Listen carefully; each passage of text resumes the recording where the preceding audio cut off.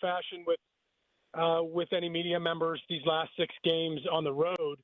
If he, tips his hand to what he is really thinking. But for the most part, he's kept it pretty close to the vest and has kind of said, and I know just kind of talking to him, if kind of just saying, hey, look, if I feel I'm capable of going out there and giving competitive at bats, I'm gonna try to do so.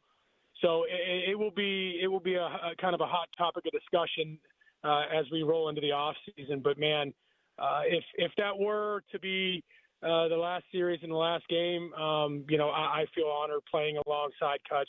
You mentioned in the minor leagues and all the way up to many years in the big leagues, and not just with the Pirates, with the Phillies and the Yankees, and so it's special to watch careers like his. And we've seen Clayton Kershaw recently kind of have his swan song per se out there in Los Angeles, and players deserve this. So you hope that.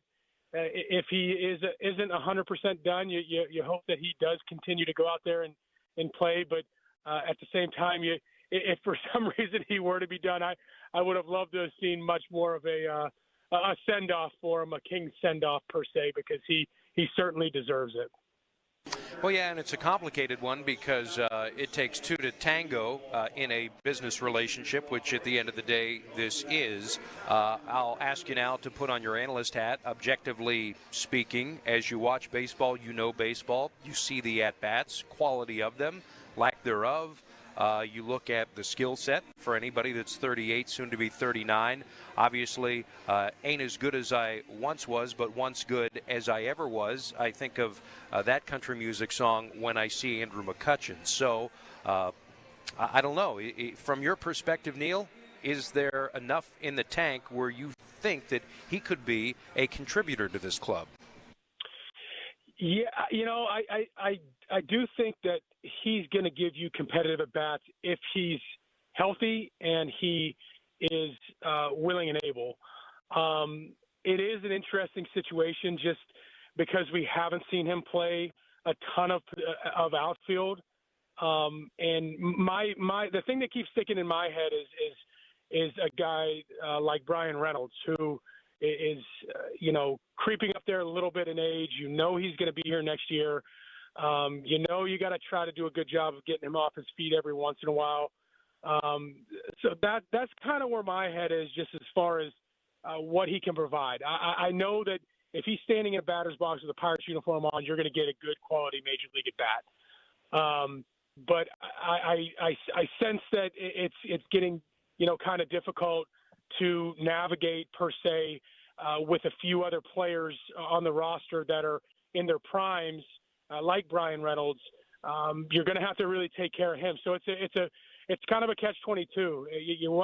You'd like both those guys like that in professional at bats in your lineup, as many as you can, but you also have to be weary of a guy, like Brian Reynolds, who could provide a lot of value if he's taken off his feet every once in a while moving forward into 2026. So I'm kind of stuck. I'm stuck in a place where obviously I'd love to have him back next year if I were part of the team, but you certainly understand where that tug of war is at when thinking about how to put together, especially on the offensive side of things, your roster from day to day.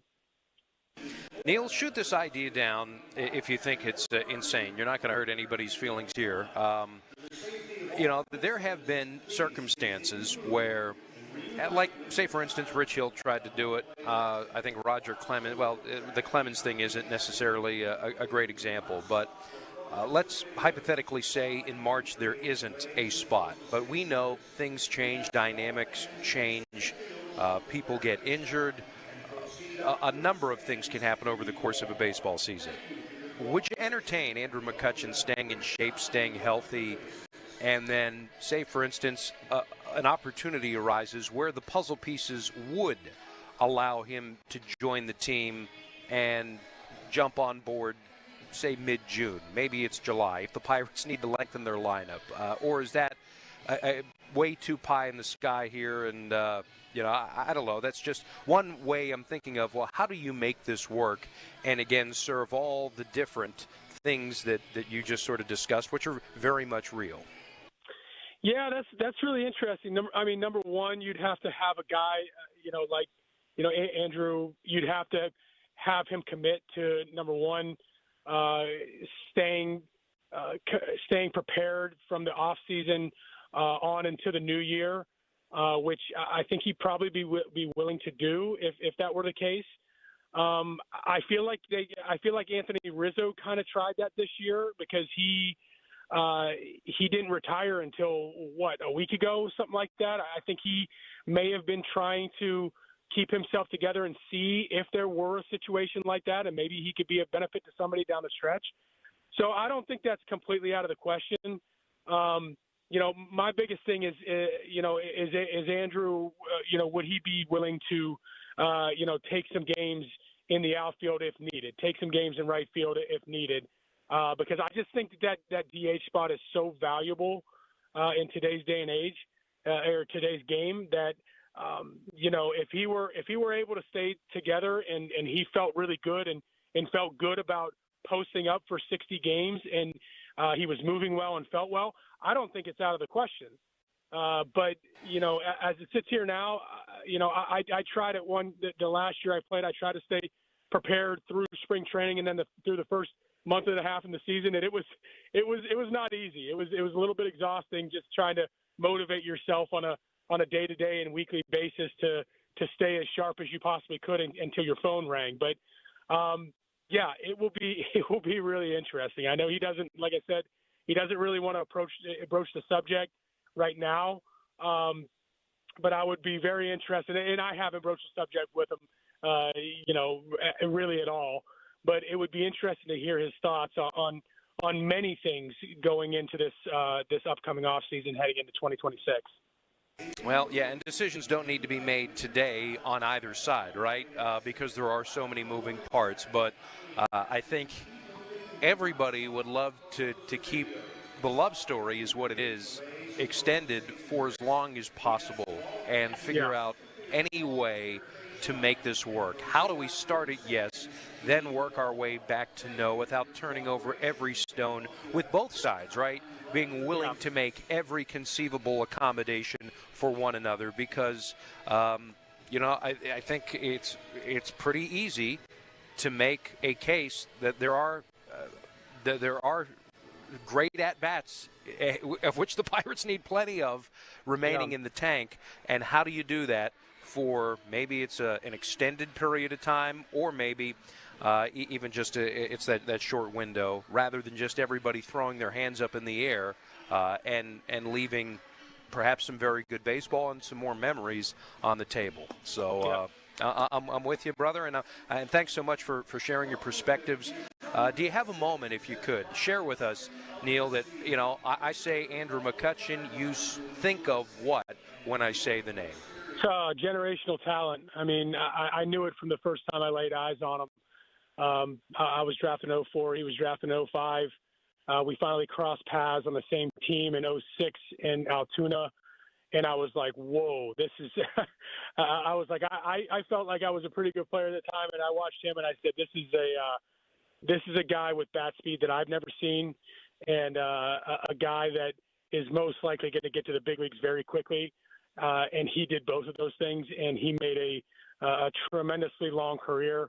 And I always tell people nothing surprises me that Andrew has what he's done, from on the field, off the field, MVPs, the talent that I got to witness firsthand. I don't know if I had ever witnessed a baseball player as talented as him at that age and at that time in my life. And it was something that motivated me to kind of keep pace with him as much as I could. Certainly I never got to that part, but I just feel very fortunate to have played with him and gotten now to watch him from an arm's length distance up in the booth at the end of his career. So you can't say enough about him. I mean, in superlatives, you could go round and round and round, but just feel very grateful to see such a tremendous career. If it were indeed to end this year, and if not, I'd be following him, and if he were somewhere else, or cheering on him from afar. Neil Walker, Andrew McCutchen's buddy. How do you view him that way? Because this is a 20-year relationship. Yeah, I mean that's another piece. We grew up as men together, as boys, and turning into men, 18, 19, 20-year-olds, when we really got to know each other.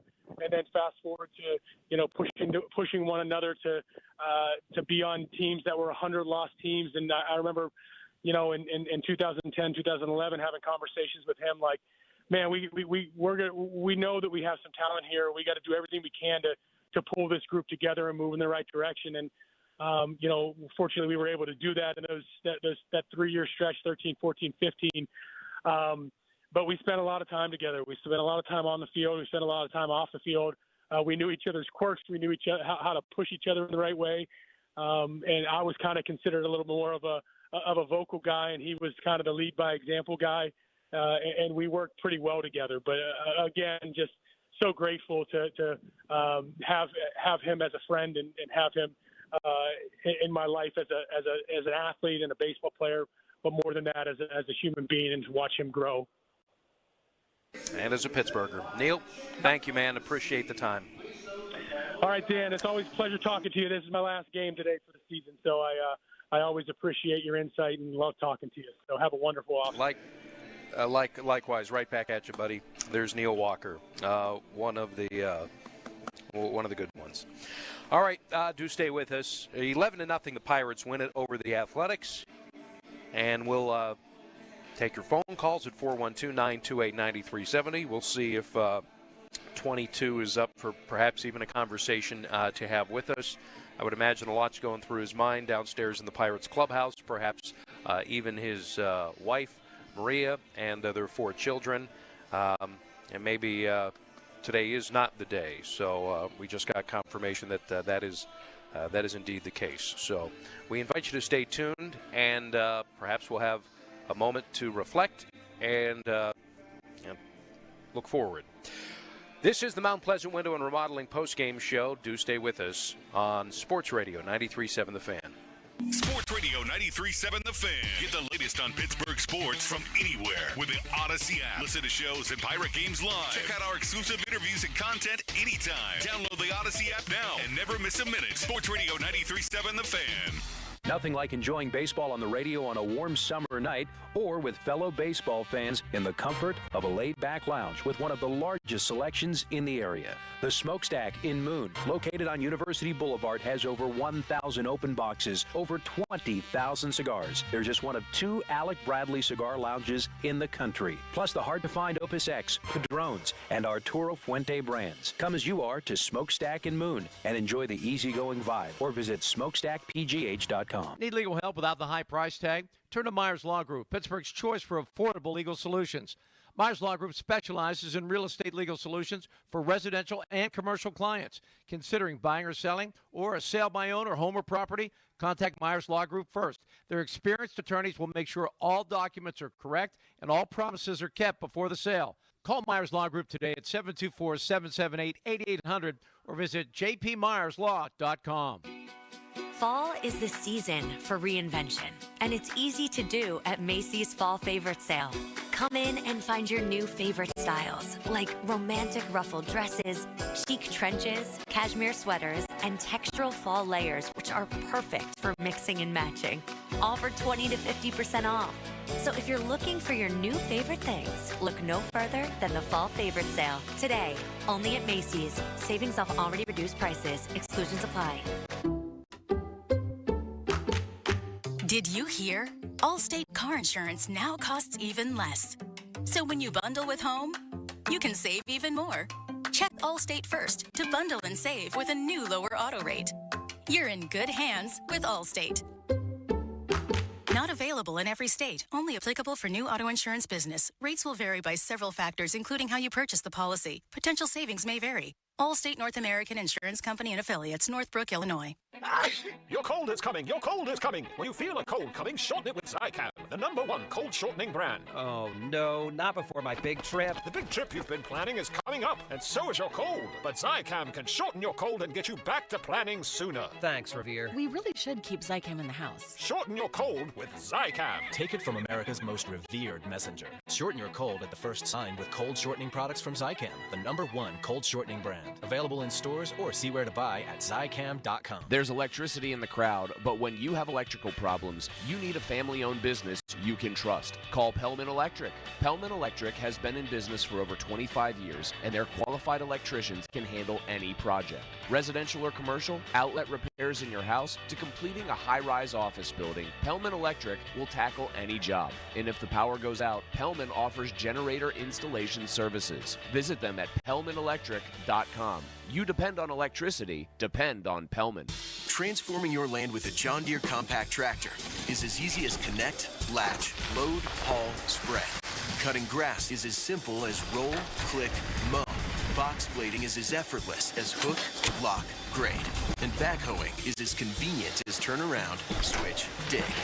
Because when you've got the versatility to tackle just about any job and dealer support in your own backyard, you just have to get in the seat. Find the right compact tractor for you at johndeere.com.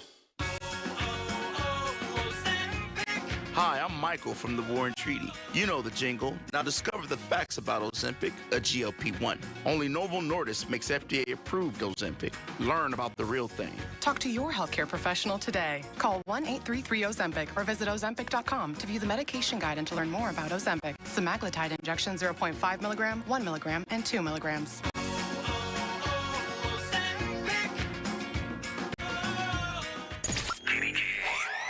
HD1 Pittsburgh, an Odyssey sports station. Live from the ShorkeyMitsubishi.com studios, North Huntington and North Hills. Always live and free on the Odyssey app.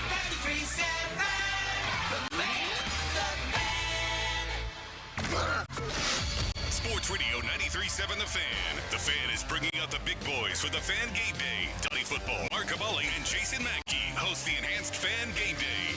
The biggest personalities, the hardest working hosts, bringing you all the coverage before the game. The Fan Game Day is brought to you by Rivers Casino. Gambling problem? Call 1-800-GAMBLER. Westminster College, Verizon, official 5G provider of the Pittsburgh Steelers, Schley Deck and Fence, and Saloni's Italian Bread. The Fan Game Day on Sports Radio 93.7 The Fan. Now, back to the Mount Pleasant Window and Remodeling Reaction Show. And a line drive, base hit into right center field. And the Bucks will take a 1-0 lead. The throw to third is late. Diving into the bag goes Horowitz. Andrew McCutchen, if it is indeed his last home game in a Pirates uniform, has an RBI single in the first inning, giving him 57 ribbies on the year.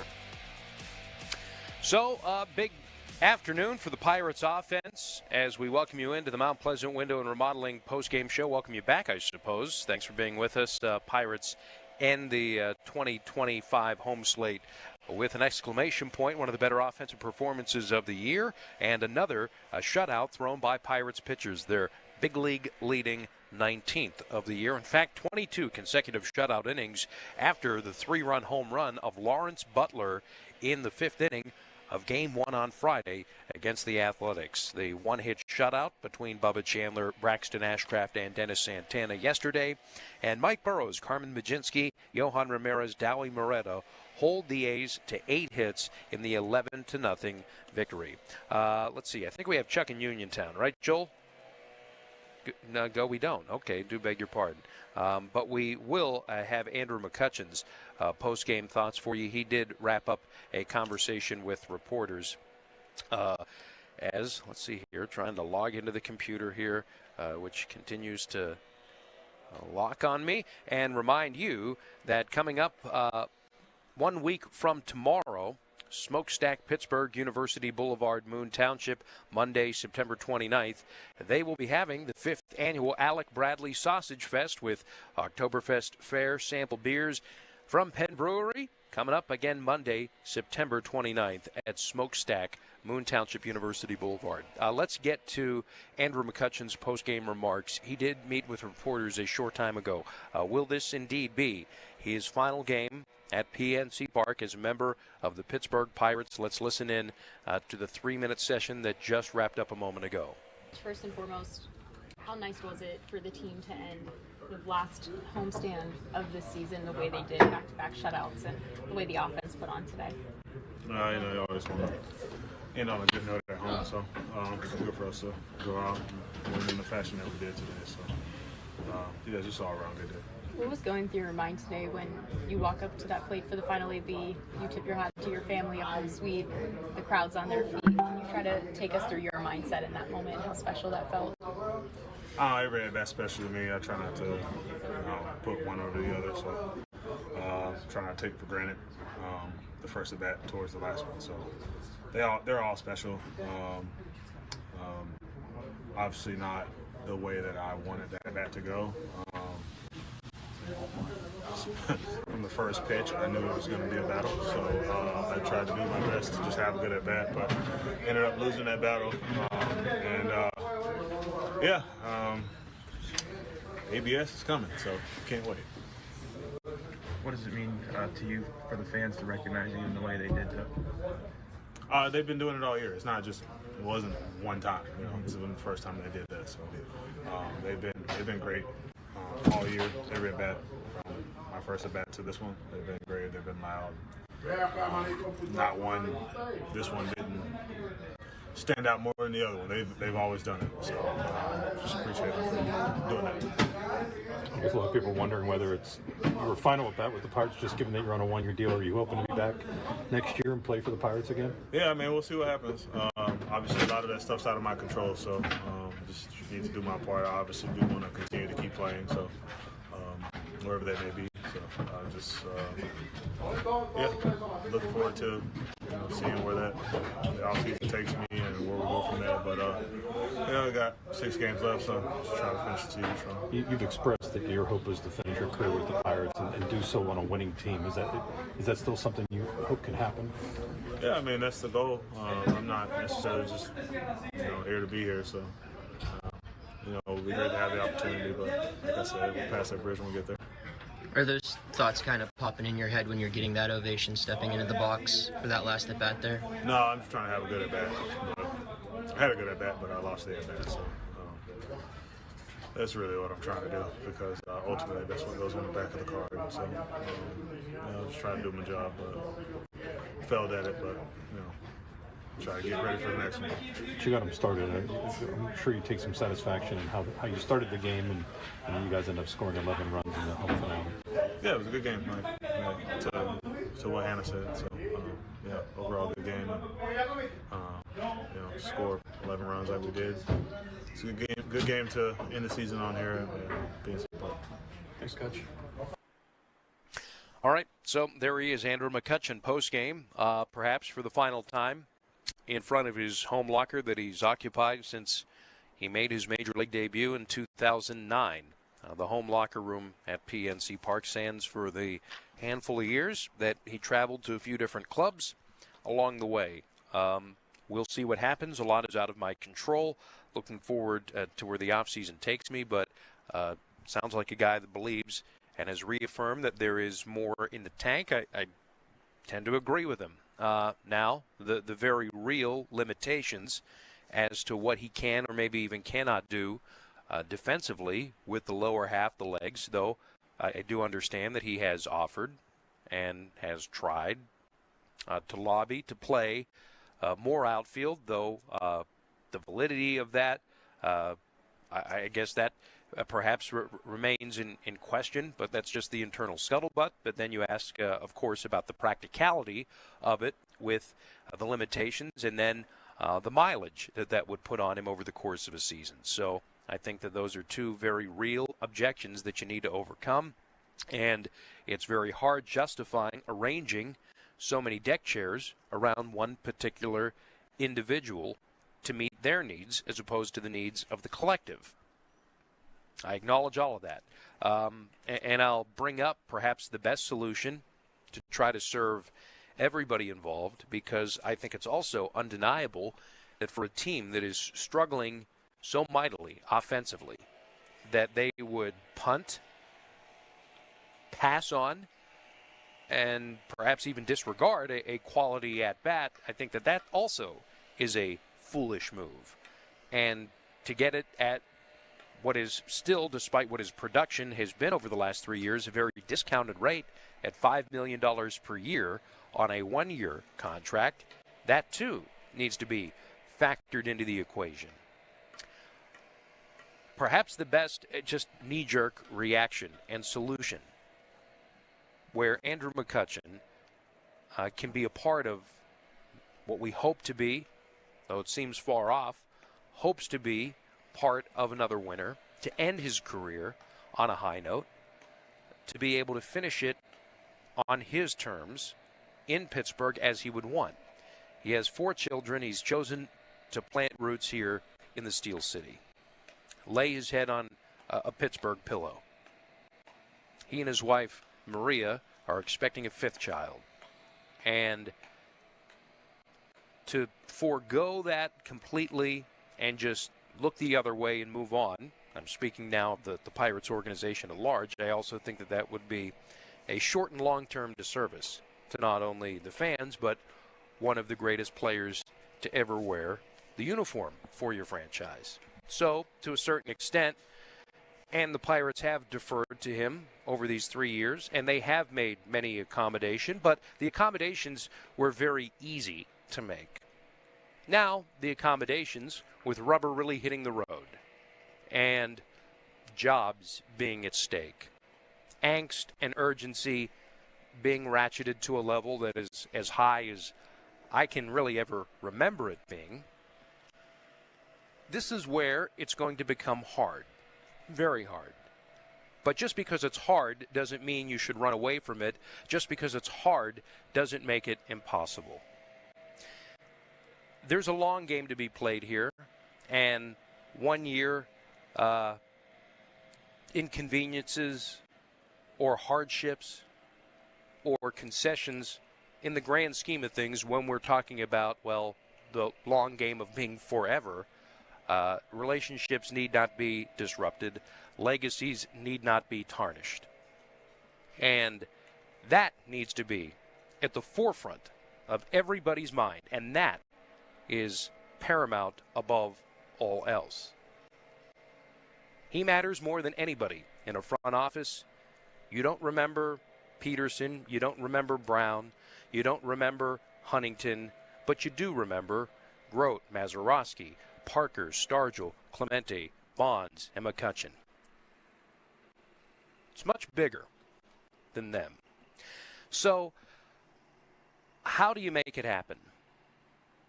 If ABS arrives next year, have we figured out what an Andrew McCutchen at-bat looks like? Because he, as he's proven, plate appearance after plate appearance, year after year after year, he's got a better handle on the strike zone than he does the home plate umpire, who lacked all sorts of feel for the moment, the legacy, and really indirectly and unintentionally any respect for the player himself, as his at-bat here in what could have been, maybe is, the final AB in a Pirates uniform for a legacy player was robbed of him.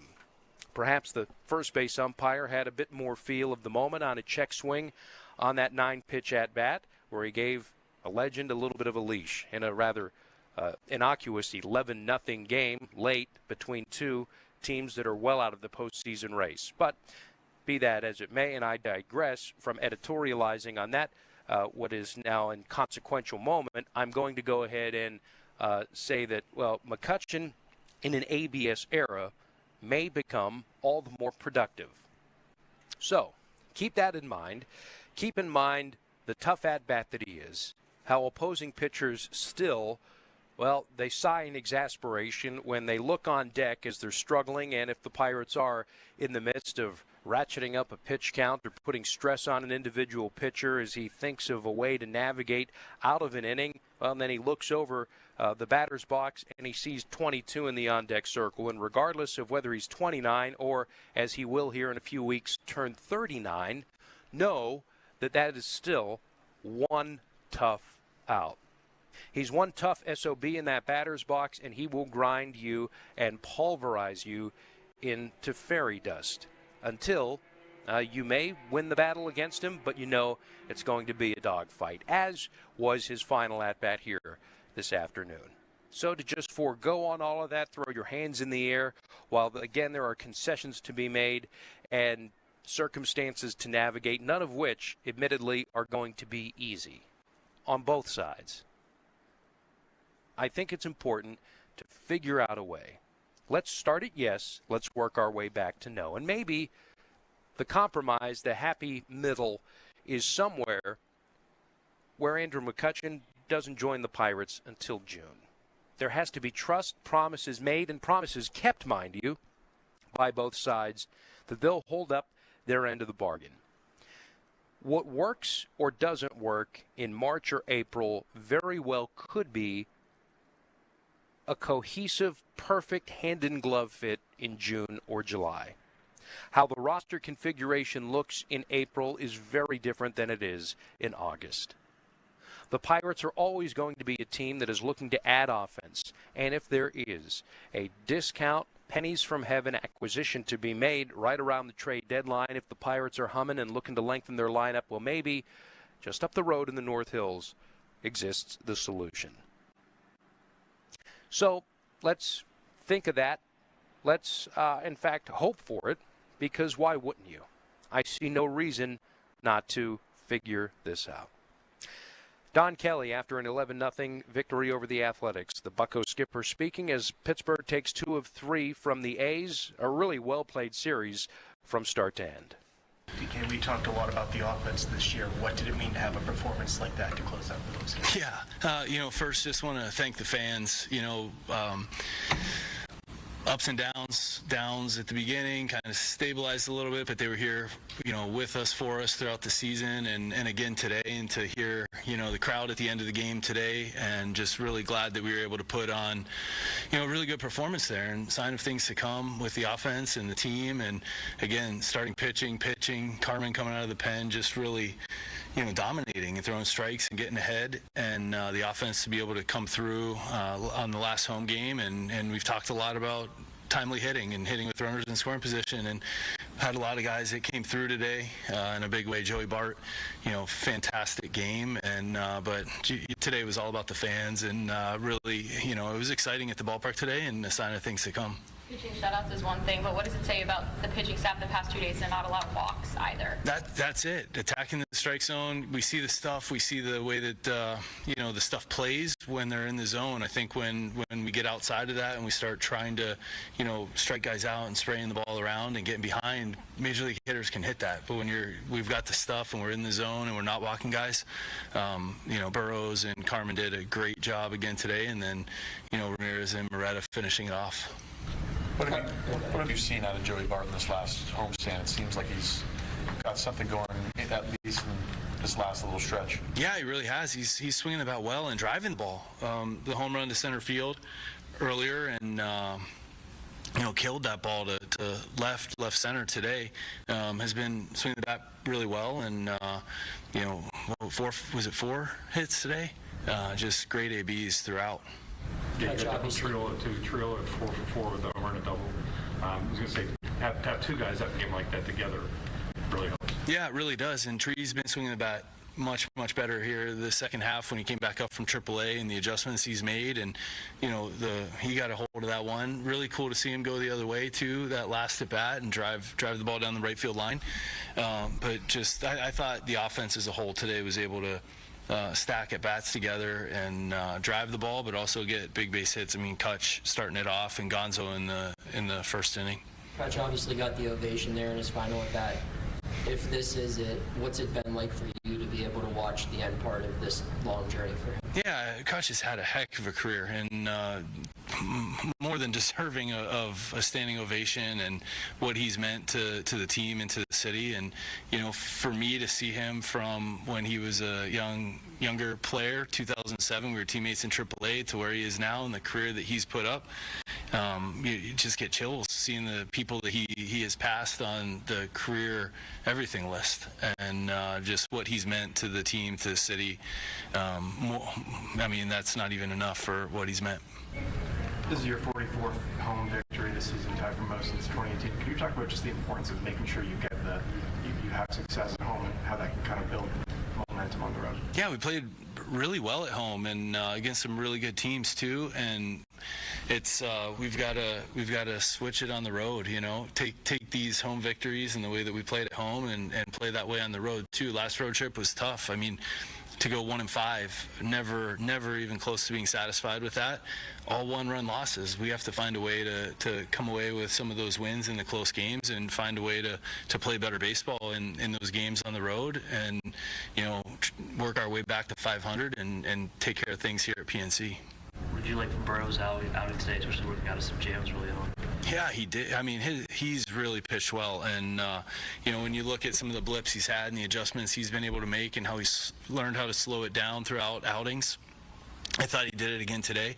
Fastball was electric, running up there into the upper 90s, and then his changeup is such a weapon, and when you can get swing and miss on that, like he was able to with some of their big guys, Kurtz and Soderstrom, that's tough to do, and he was really effective today. All right, Don Kelly, after the 11-0 Pirates win over the Athletics, a 2-0 victory yesterday, 22 consecutive shutout innings to end this series by Pirates pitching on one of the better offenses in baseball. You can maybe make a strong case that they are a pound for pound in all of the different categories, whether they're in the top 3, 5, or 10, that this collection of young hitters is among the best in baseball. So impressive that the Pirates retired them in order 17 times over the series. Impressive in that they held them to 4 runs on 13 hits the entire series and took 2 out of 3. So good stuff for the Pirates. Now they have to take it on the road for the remaining 6 games of the year. And it starts with the Cincinnati Reds, who are in control of their own playoff destiny. An off day tomorrow. Pirates travel to Cincinnati, and they'll take on the Reds, who are humming right now. So Pittsburgh can play spoiler, take the air out of the tires of the Reds, who are scratching, clawing, and again sitting in the driver's seat. Johan Oviedo, Paul Skeens, and Braxton Ashcraft will be the Tuesday, Wednesday, and Thursday starters. How about Skeens versus Hunter Green on Tuesday night? Wednesday night, do beg your pardon, at 6:40. That will be must-watch TV, must-listen radio. We'll be on the air Tuesday, 5:45, with the North Shore Tavern leadoff show. Special thanks to Neil Walker for sharing his thoughts and insights on Andrew McCutchen and some personal anecdotes as well in what, in many respects, at least from this broadcaster, hopes is not his final game in a Pirates uniform at PNC Park. If it is, we tip our hat, owe a debt of gratitude and immense appreciation for a number of memories. Thanks for being with us here at PNC Park. If you're on your way home on this drive home that we've made so many times together, we hope to do it again here for many years to come, in fact. And we hope that the home slate will be as good, if not better, next year as it was this year. Pirates finished the home slate with a 44-37 mark. Now it's about turning their attention to improving that road record at 23-52, and of course against American League clubs, of which now they're just 17-31. But today, kind of a day of reflection if you're driving home from the ballpark. Hope you are able to kind of etch into your mind 22 in the batter's box in his final game at PNC Park. If it is RBI single to the opposite field in the first inning, a walk and a run scored in the 5th inning, and knowing the strike zone better than the umpire in his final plate appearance in the 8th. Joel Nelson, our producer, as always, doing a tip-top job at the Green Tree Studios and here at PNC Park for the final time in 2025. I'm Dan Zangrelli. Thanks for joining us. Your final score, Bucks 11, A's nothing, as heard right here on the flagship station, Sports Radio 93.7 The Fan.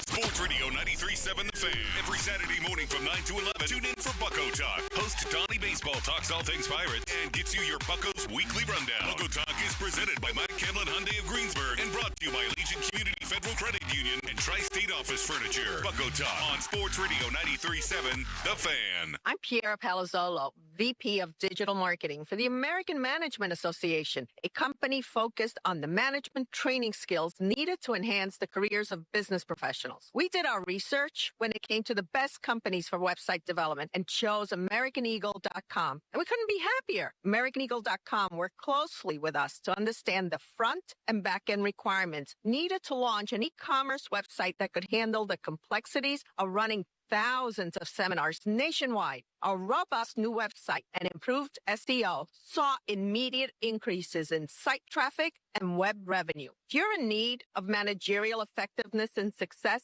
visit our website at amanet.org. If you're in need of a website that provides an unparalleled consumer experience, I highly recommend AmericanEagle.com. Transform your business today. Dial 877-WebNow1 for a free digital consultation with AmericanEagle.com. If you're 55 or older and into that whole saving money thing, T-Mobile has an exclusive phone and internet bundle just for you. Right now, get 2 unlimited phone lines plus 5G home internet for just $30 each per month with autopay, plus taxes and fees. And with 5G home internet, setup is easy with just 1 cord and no technician needed, which is great if you're also into that whole keeping it simple thing. Switch now and experience the best mobile network in the U.S.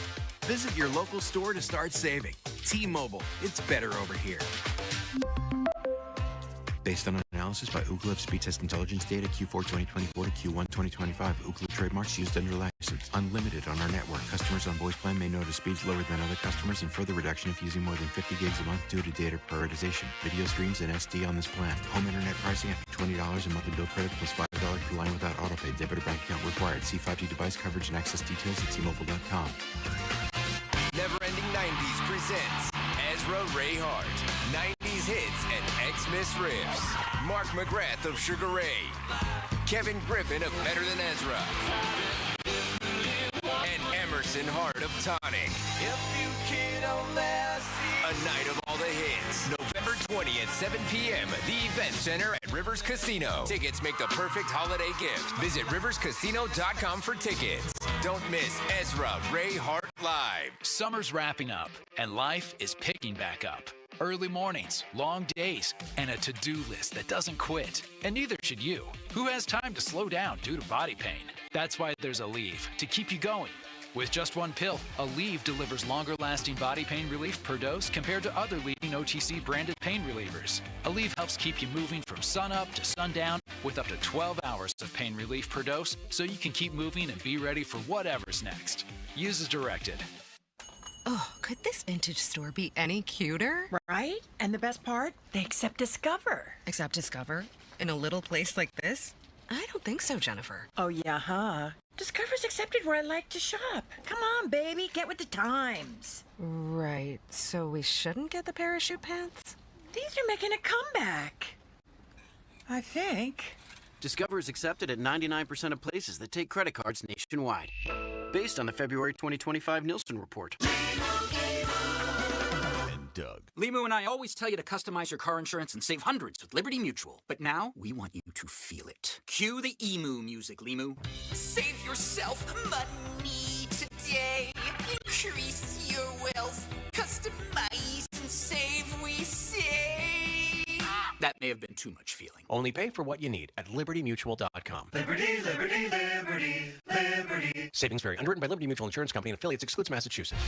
Sometimes greatness is born from big dreams, sometimes from big wins, but these, born from decades of oak barrel patience. This Bourbon Heritage Month, Fine Wine and Good Spirits is toasting with 2 great bottles. Resurgent Bourbon, the small batch star, now $5 off. Limestone Branch Distillery Yellowstone Select Straight Bourbon, about as bold as they come, and $10 off.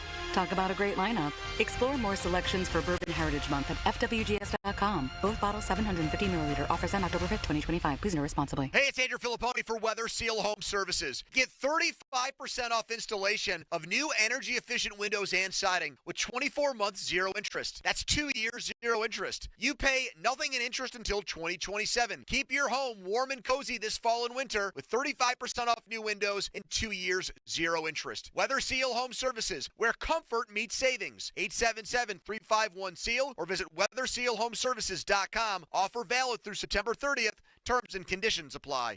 Sports Radio 93.7 The Fan. You can catch up on the latest Pittsburgh sports news anytime. Just tell your smart device to play Sports Radio 93.7 The Fan. 93.7 The Fan from Odyssey. Pittsburgh sports, smart and able. Sports Radio 93.7 The Fan. The Fan Reaction starts now. Call 412-928-9370. Your time to be heard. The Fan Reaction starts now. Brought to you by the Project Professionals at 84 Lumber. The Tilted Kilt, where cold beer never looks so good. The Iron Workers Local Union 3. They don't go to the office, they build it. By Roman Bistro. 33 TVs, 33 craft beers, 33 imported cigars. By Carson City Saloon. And by the Gateway Clipper. Take the Gateway Clipper to the game. Sports Radio 93.7 The Fan, Pittsburgh's hometown sports station. Good evening. Paul Alexander with you. I feel like I was kind of like in a rain delay or something of that nature. But Dan did a nice job wrapping up a nice Bucco win today with the Fan Reaction Show. And this is a reaction to a game that maybe now you had a little time to think about. The immediate reaction for me was, man, that was weird. There was the fourth quarter, which to me, okay, there's something to build on. The game overall, I mean, if the Steelers lost the game today, just like the Patriots did, could you imagine the rage? The fumbles, the turnovers, the wasted opportunities. They were in a very giving mood. And as much as I like Mike Vrabel, and I liked him a good bit when he was here, he went on to do great things, obviously, as a player with the Patriots. I think he's been a very good head football coach. I think he will do a good job. I think he has a quarterback that, if he can tighten things up a little bit in terms of ball security, Drake May is going to be a very fine NFL quarterback, in my opinion. But, I mean, there's just so many there's just still so many issues with the Steelers. 3rd and long. I mean, what? I mean, your whole point as a defense is you want people to be in 3rd and long. That's the ideal. You want to win 1st down. You want to stay strong on 2nd down. And you want to force the opposition into 3rd and long. Because then you can rear back, pin your ears back, come after the quarterback, all those many things. But wow. They gave up 4 of 5 4th down conversions. The Coyones on Vrabel, when he goes for 4th and 1 from his own 15, you think Mike Tomlin would ever do that? Mike Tomlin will not go for it in a game that he's trailing from midfield. He won't go for it on 4th down.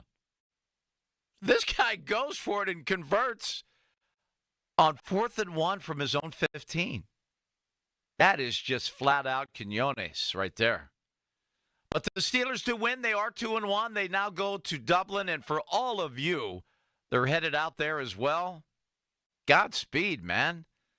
That has to be something that you have been looking forward to for a good while. I took a call yesterday from a young woman that was excited. Already has a tour of the Jameson factory, the Guinness factory, good seats for the game. I mean, that is good stuff. Talked to a couple of people last evening at a gathering talking about you have to get over there. And I'm of Irish descent, so those of you that are headed to Dublin, oh, that's just fantastic. Very jealous.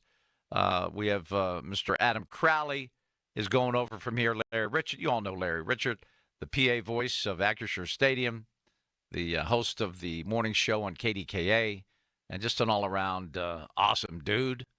That if you've ever been to a charity event in Pittsburgh, I mean any event, there's a 90% chance that Larry was the MC. I mean any random charity event. If you've attended it, if you've attended a charity event, in the other, well, maybe not 90, maybe about 80% that it'll be Larry, and the other 20% would be Bob Pompiani, another great here on the Fan. And there's a point, I don't know, 0.3% chance that if both Bob and Larry aren't available, I might be your MC. But anyway, back to the Steelers winning 21-14. Love to get your reaction at 412-928-9370. I just don't really know how to feel. I mean, I'm asking for your help here. I need to know what this game was supposed to make me feel. And I will say, with the game on the line in the fourth quarter, I thought the Steelers played pretty well. I really do. It was not a great Aaron Rodgers day. It was not a great offensive line day. It was not a great running the football day, not a great stopping the run day. It was a great day of forcing turnovers. And while I think that's a little bit on the risky side, if you think you can still give up a ton of yards, both in the passing game and the run game, you can still give up a lot of third and longs, give up 4 fourth down conversions. If you can force 5 turnovers every game, I mean, I think that's living on the edge. Well, then, yeah, you can get something done there. That works. If you win the turnover battle, I forget what team it was. This makes me angry. It was such a great stat. One team, maybe the Bills, they had won 19 games in a row where they had the plus in turnovers. When the other team turns it over more than you have a really strong opportunity to win the football game. And these Patriots, I mean, they were hell-bent on giving the ball up. And, Cam Hayward basically stopped 14 points from getting on the board with those forced turnovers. TJ Sack, we were on him pretty good. I know I was on him pretty good yesterday. 2 sacks today. That's fantastic. Yes, Cam and TJ, the 2 guys that really are paid like stars. They've been stars. And today, they acted like stars. And that's a big reason why the Steelers won today. Let's go to Charles. He's checking in. Hello, Charles. Welcome. What's your take on this game today? I felt that the offense looked like Matt Canada was back. It looked kind of anemic. A lot of passes was behind the line of scrimmage. Couldn't get going. A lot of runs up the middle on first down, which, when you know it's coming, it's pretty easy to stop, I think. Yeah, easy to stop. Yeah, come on. Yeah, how about some creativity? They have no imagination. They have no – I mean, I loved, the little fake, the play action where they fake the ball to Jaylen Warren and throw a little screen to him. That was like the one play that stood out that I really liked. It seemed like we ran that more than like 3, 4, 5 times. Well, I think they're very concerned about the limited time that Aaron has to throw the ball. The O-line has to really improve. And where's DK at? That's a great question. I mean, he had a touchdown. He had a touchdown, but after that, that was about it. Well, I mean, there was no one in the pass game today. Yeah. They were just little dump-offs. They were little safety valves. They were, I got to get rid of this ball before I get killed passes. That's what they threw all day. You see Drake May run up and down the field, effortless. He made it look very easy. And how about when they hand the ball off, meaning the Patriots, when they hand the ball off on first down, they get 5 yards. 5 yards. Easily. Every time. Easy. It's 5 yards. And when the Steelers hand it off, it's normally like a -1 or a no gain. Look like a game of bumper pool when we hand it off. It does. But Jaylen Warren, I still want him with the ball more. I think he gives them a great chance to break one. He gives them a great chance to move the sticks. But that offensive line is in serious need of improvement. Yeah, especially on Rodgers. Yeah, and he did improve in game 2. I don't know. I'd have to take a closer look. He got bull rush. And I'll tell you what, though, that front of the Patriots is strong defensively. Oh yeah, they look. I mean, they're good. Nice. So that was a long day at the office for that Steeler offensive line, but they did not get the better of it. They got handled. Hopefully, we can get this offense together. You know, be more creative with our schemes. I think that has to happen. Schematics. And I think maybe what they have to get, what the coaching staff has to get, is a little more confidence in that offensive line. Yeah. And I think they're playing scared because they don't want to get Aaron Rodgers hurt. And he's 42 years old, for heaven's sake. So they're a little concerned about his well-being, I think. At this point, I feel like just let it all go. Oh, there yeah. ain't nothing to lose. I could not agree more. I want imaginative play calling. I want better plays, for heaven's sakes. I don't want straight-ahead dives on first down, right up the middle. When you're not owning the point of attack, I don't even know why you run that play. You got to have some misdirection. You have to have a little bit of surprise. You have to run something that they don't expect, something they haven't seen. And the Steelers are pathetically predictable. Three-step drops and just deliver the pass. I'm like, why can't we do that?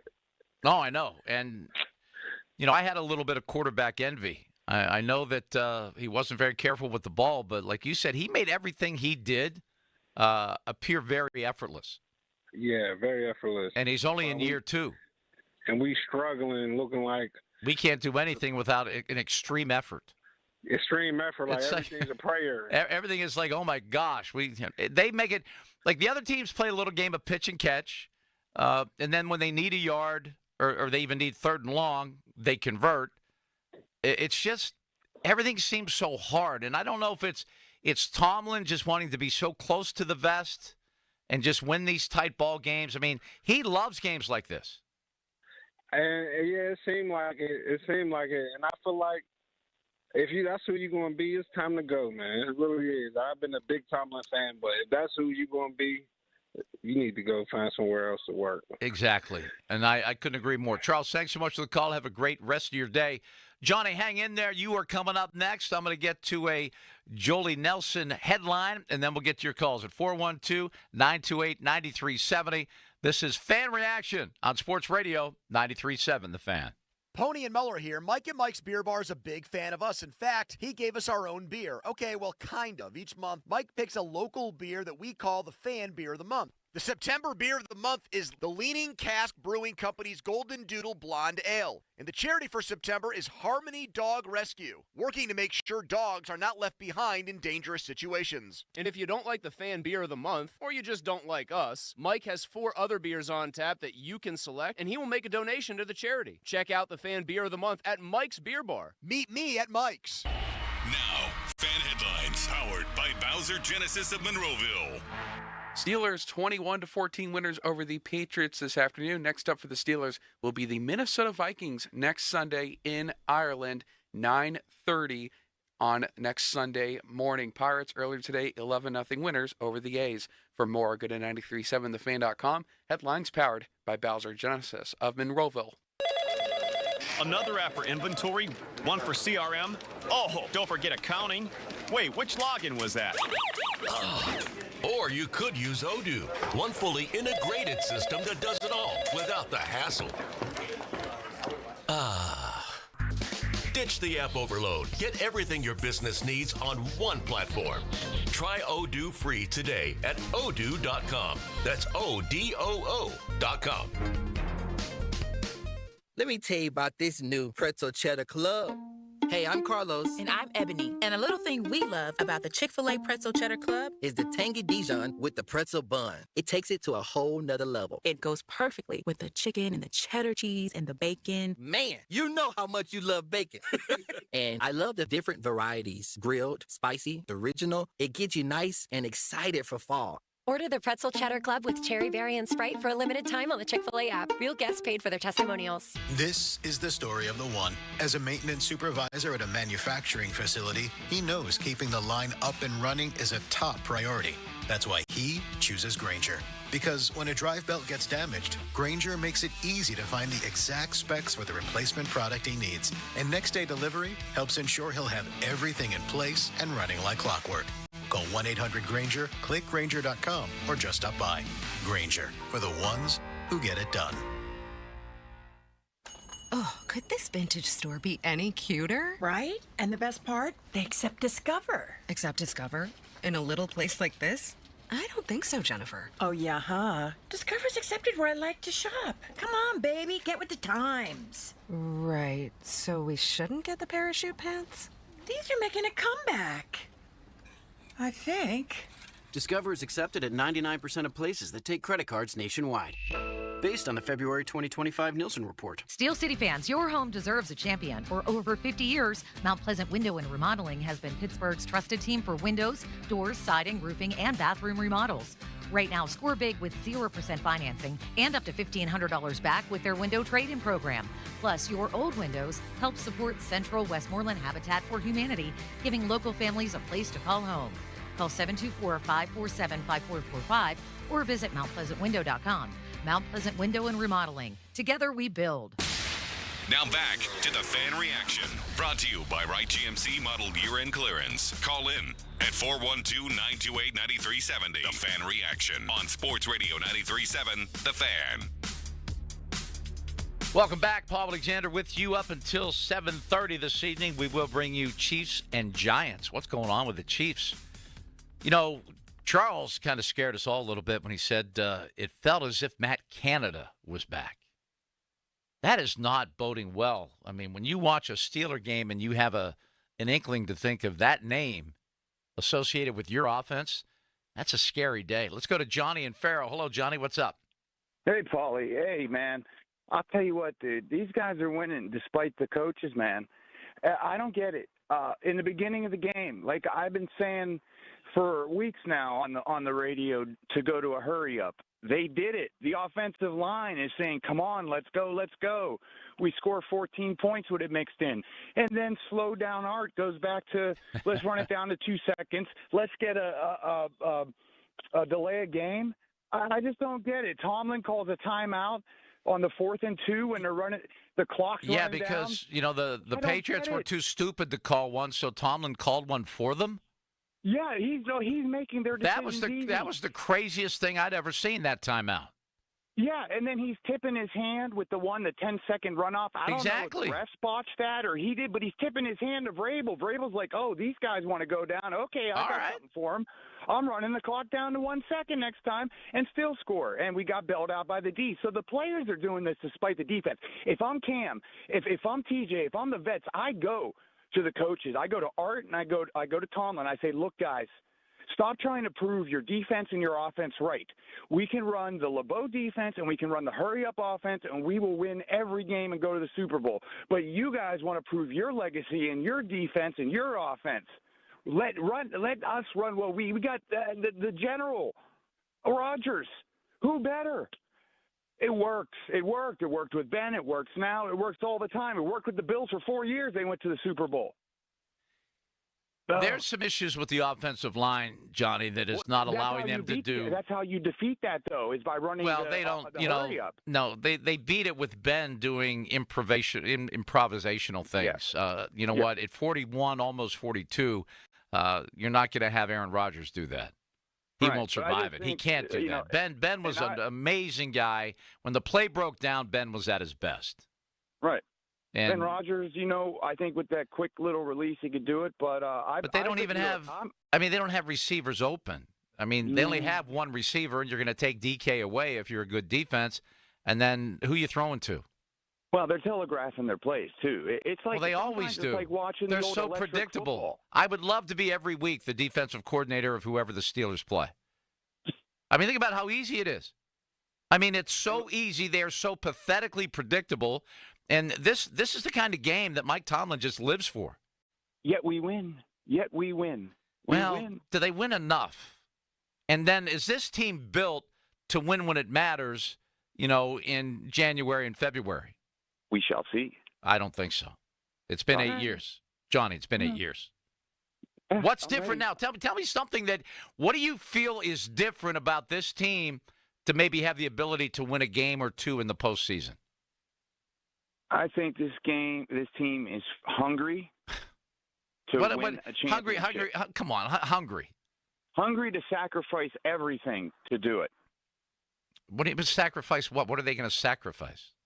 Sacrifice. I saw Harmon dive after and almost make a key sack today. That kid, and on a bum knee, and then I saw the defense and the vets stand up and get 6 turnovers, whatever it was, and 5 sacks. And Harmon is diving all over the place. Did you see them give up 1 million third and longs and give up 4 or 5 fourth downs? It's like a machine. It's like a high performance machine. You got to fine tune it. They're 2-1. They get gouged. You see, they got outgained 2-1 today. Well, I did try to join the Optimist Club, but I don't think I'm going to make it. But no, I am the eternal optimist. Well, I'm a very optimistic guy, but I never get delusional. I never separate from reality. Oh. And the reality is this is not a very good football team right now. Potential may be there. If the offensive line gets a whole lot better relatively soon, they have a chance to be pretty good. I'm still not sold on this defense. They can't stop the run, and they get killed in coverage. When you get beat on third and long routinely. Maybe you don't have to be that good to win. Well, yeah, you do. When it comes again, they don't win when it matters. They've lost. They've been blown out in their last 3 playoff games. Blown out. Yeah. So I'm just not seeing anything. I'm not seeing anything from this right now that tells me, yeah, this is the team. Now, they can get better. I mean, and Johnny, thanks for the call. When you don't play a single down as a team in the preseason, this right now has a very preseason feel. So maybe this team can come together. I'm not going to rule that out, but right now what I saw today is not a playoff winning version of the Steelers. Let's go to Emmanuel in Carnegie. Hey, Emmanuel, what's up? Hey, man, thanks for taking my call. My pleasure. Yeah, I agree with you, man. The preventability, like you were saying, is on both sides of the ball. And I was going to say this last week because, I was at the game. It seems like the opposing offense, they're not intimidated about our defense. Regardless of how much we're paying them, regardless of the names, the quarterbacks seems comfortable. Yeah, Fields might throw a pick or, Aaron Donald might throw an interception, even Drake May. But they don't seem intimidated. They don't seem sped up or rush one bit. No, I thought, for a second-year guy, Drake May looked very comfortable. Yeah, and back in the days, we used to intimidate the rookie quarterbacks and the young quarterbacks. Oh, yeah. They look comfortable. It seems like it's been going on for years now. And then on an offensive end, there's just no adjustments. And the only positive thing I'll take is, unlike last year, we actually are running script plays to begin the games, and we're scoring on opening drive. That's a big improvement. But last year, we were making adjustments at halftime, and our defense was playing well into the second half of games. But now it seems like we're just getting gouged. Yeah. So what's up on third? Isn't third and long a dream of a defense? Yeah. Don't you dream to have the opposition's offense in third and long? Yeah, it's pitiful. That doesn't make any sense to me at all. Yeah. Emmanuel, thanks so much for the call. I really appreciate it. Last year we were making adjustments at halftime. All right, that's Emmanuel. He's checking in from Carnegie. Let's go to Joe in the car. Hey, Joe, what's up? So, with what we're paying Aaron and DK, about $50 million a year, right? Why don't we get rid of total? Why don't we get rid of Highsmith or one other linebacker who we will be able to find somebody to fill that spot? Go out and get one or two offensive linemen. Give Aaron some time so we can actually pass the ball. Oh, you mean now? Now. Yeah, that's not going to happen now. That's not. The NFL's not that type of league. They don't make a lot of in-season trades.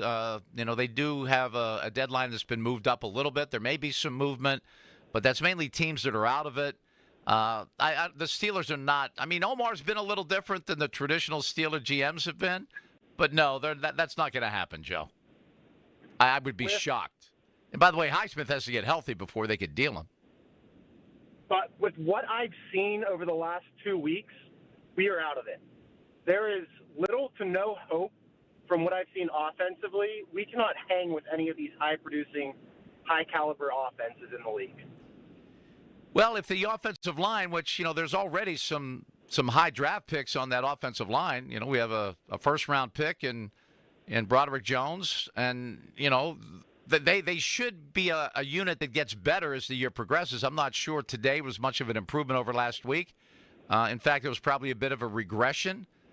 But you still, we are a very impatient society. We want everything now. We want everything yesterday. An offensive line that's now really just put together, you have to, and they don't play together in the preseason, which is, I think, a big mistake. But if you get one of those guys hurt, then it's an even bigger mistake to play them. So, I mean, that's a tough situation. But you need to work as one as an offensive line. You have to have that unspoken communication where, you see the defensive line in front of you shift, and you have to automatically know who has who and why. And that takes time. That's not something that just happens. And I don't know how well they're being coached right now. I don't know that much about the current O-line coach and what his philosophy is or what he's doing, and I'm not around the team that much. But what I see is they're really struggling. And Aaron Rodgers, at 41 years old, soon to be 42, he's not exactly nimble. So you have to give them a little bit of time. I'm not sure how much time Broderick Jones has left to prove that he can play at this level, if he can be a starting left tackle in this league.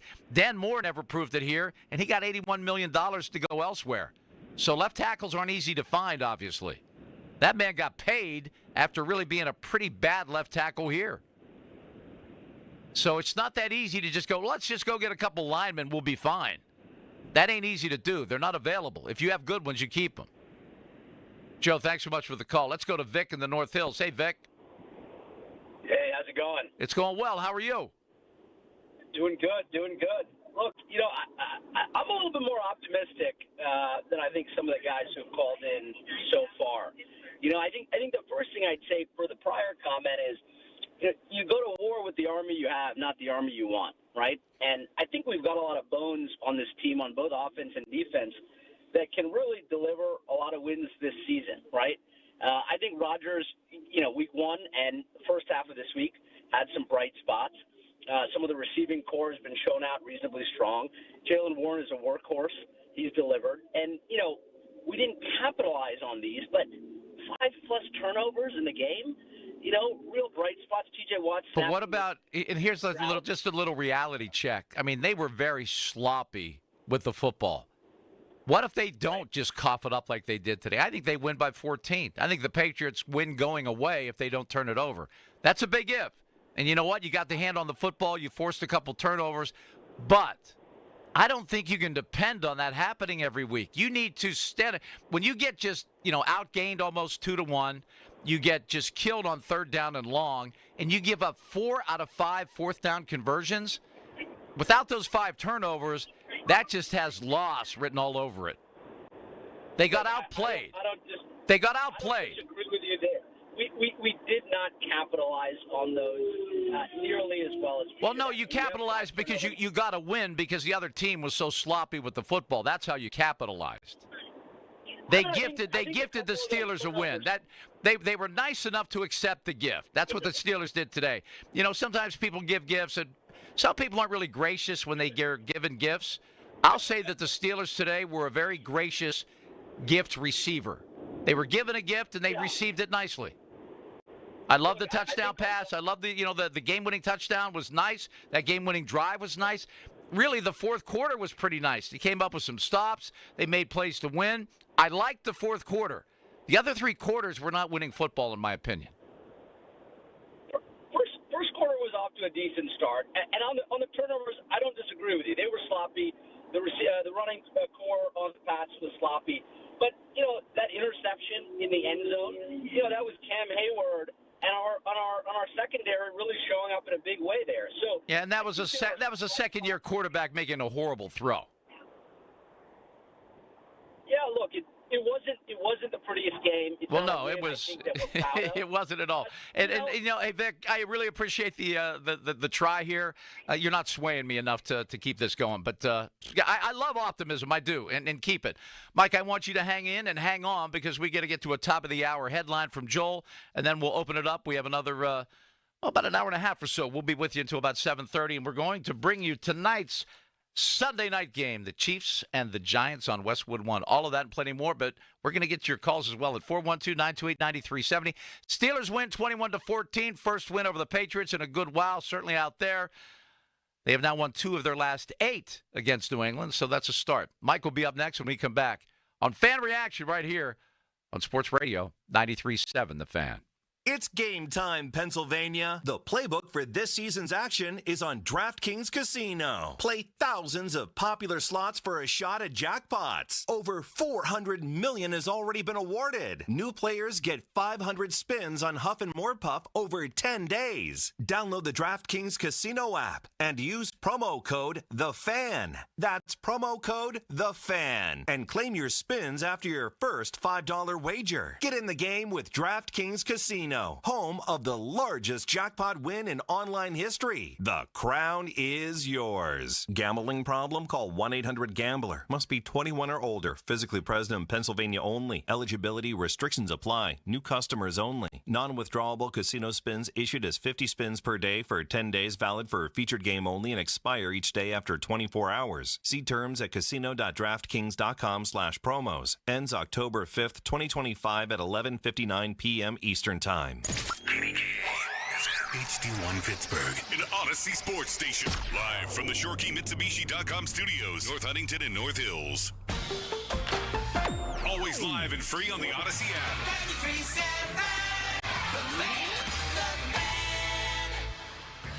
This is the story of the one. As a custodial supervisor at a high school, he knows that during cold and flu season, germs spread fast. It's why he partners with Grainger to stay fully stocked on the products and supplies he needs, from tissues to disinfectants to floor scrubbers.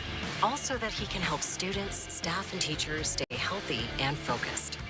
Call 1-800-GRAINGER, click Grainger.com, or just stop by. Grainger, for the ones who get it done. It all comes down to this, folks. Yep, the entire season is on the line. But my throat has officially thrown in the towel. Sounds like you need Vicks VapoCool drops. They're max strength and vaporize sore throat pain. Whoa! These VapoCool drops hit fast. Speaking of fast, did you just see that play? Yeah, he vaporized that ball. That pun should have come with a penalty. Vaporize sore throat pain with Vicks VapoCool drops. Use as directed. Cheerleaders is Pittsburgh's premier gentlemen's club and sports bar. As soon as you arrive, you can feel the energy of the Cheerleaders experience. Cheerleaders has a 5-star kitchen that stays open late. Cheerleaders has been voted Pittsburgh's #1 gentlemen's club 12 of the 13 years they've been open. Cheerleaders now is Taco and Tequila Tuesdays. $2 tacos, $2 Coors Light bottles, $2 tequila drinks till midnight, and 2-for-1 private dances. The best happy hour specials in the city are at Cheerleaders Pittsburgh. I'm Bob Burke, founder and chairman of Burke America Parts Group, a family of brands that includes RepairClinic.com, an appliance and HVAC parts solution company that's grown into an international brand. Before AmericanEagle.com, we partially launched a new technology platform developed by another firm. American Eagle helped take our technology to a whole new level with digital marketing, software development, and business insights into our key markets, appliances, HVAC, and outdoor power equipment, and did so both on time and on budget. AmericanEagle.com has the resources, experience, and talent needed to produce solutions. Our new technology platform, developed by AmericanEagle.com, has produced tremendous results with higher traffic, conversion, engagement, and online revenue. If you have any home repairs you need to take care of, check us out at RepairClinic.com. If you need a world-class website or technology project, then I would highly recommend AmericanEagle.com. Call AmericanEagle.com at 773-NETWORK. That's AmericanEagle.com, 773-NETWORK. Listen up, football fans. You won't want to miss this. Right now, new Bet365 customers bet $5 and get $200 in bonus bets, win or lose. So you could turn that $200 into something bigger when you bet on money line, spread, totals, player props. $200 in bonus bets when new customers bet $5. I know where I'm going to bet from now on. Download the app today and see why it's never ordinary at Bet365. Gambling problem? Call 1-800-GAMBLER. 21 plus only. Must be physically located in Pennsylvania. TNC Supply. And app only. Tulsa is my home now. Academy Award nominee Sylvester Stallone stars in the Paramount Plus original series, Tulsa King. This distillery is a very interesting business. We gotta know the enemy. From Taylor Sheridan, co-creator of Landman. What are you saying? I'm all right. If you think you're gonna take me out, it's gonna be really difficult. Tulsa King. New season now streaming exclusively on Paramount Plus. Check engine or ABS light on? Take the guesswork out of your warning lights with O'Reilly Veriscan. It's free. Ask for O'Reilly Veriscan. O'Reilly. Sports. This Prime Big Deal Days, October 7th and 8th, you can get a great deal on a new foot spa, transforming you into the queen of kicking it. Wait, this has bubble jets. Okay. Get up to 40% off with Prime Big Deal Days, October 7th and 8th. Now, fan headlines powered by Bowser Genesis of Monroeville. This is Sean Myers bringing you fan headlines. Pittsburgh Steelers improved to 2-1 on the campaign earlier today, courtesy of a 21-14 victory on the road against the New England Patriots. Aaron Rodgers, efficient, although not prolific, 16 of 23 for 139 yards, a couple of touchdowns, and an interception. Jaylen Warren had 47 yards on the ground. Kenneth Gainwell scored a rushing touchdown. Calvin Austin and DK Metcalf also found pay dirt for the Steelers. Fan headlines are powered by Bowser Genesis of Monroeville. For more, you could check out 937thefan.com. Wow, this game is over. Great. Back to more Black and Gold postgame.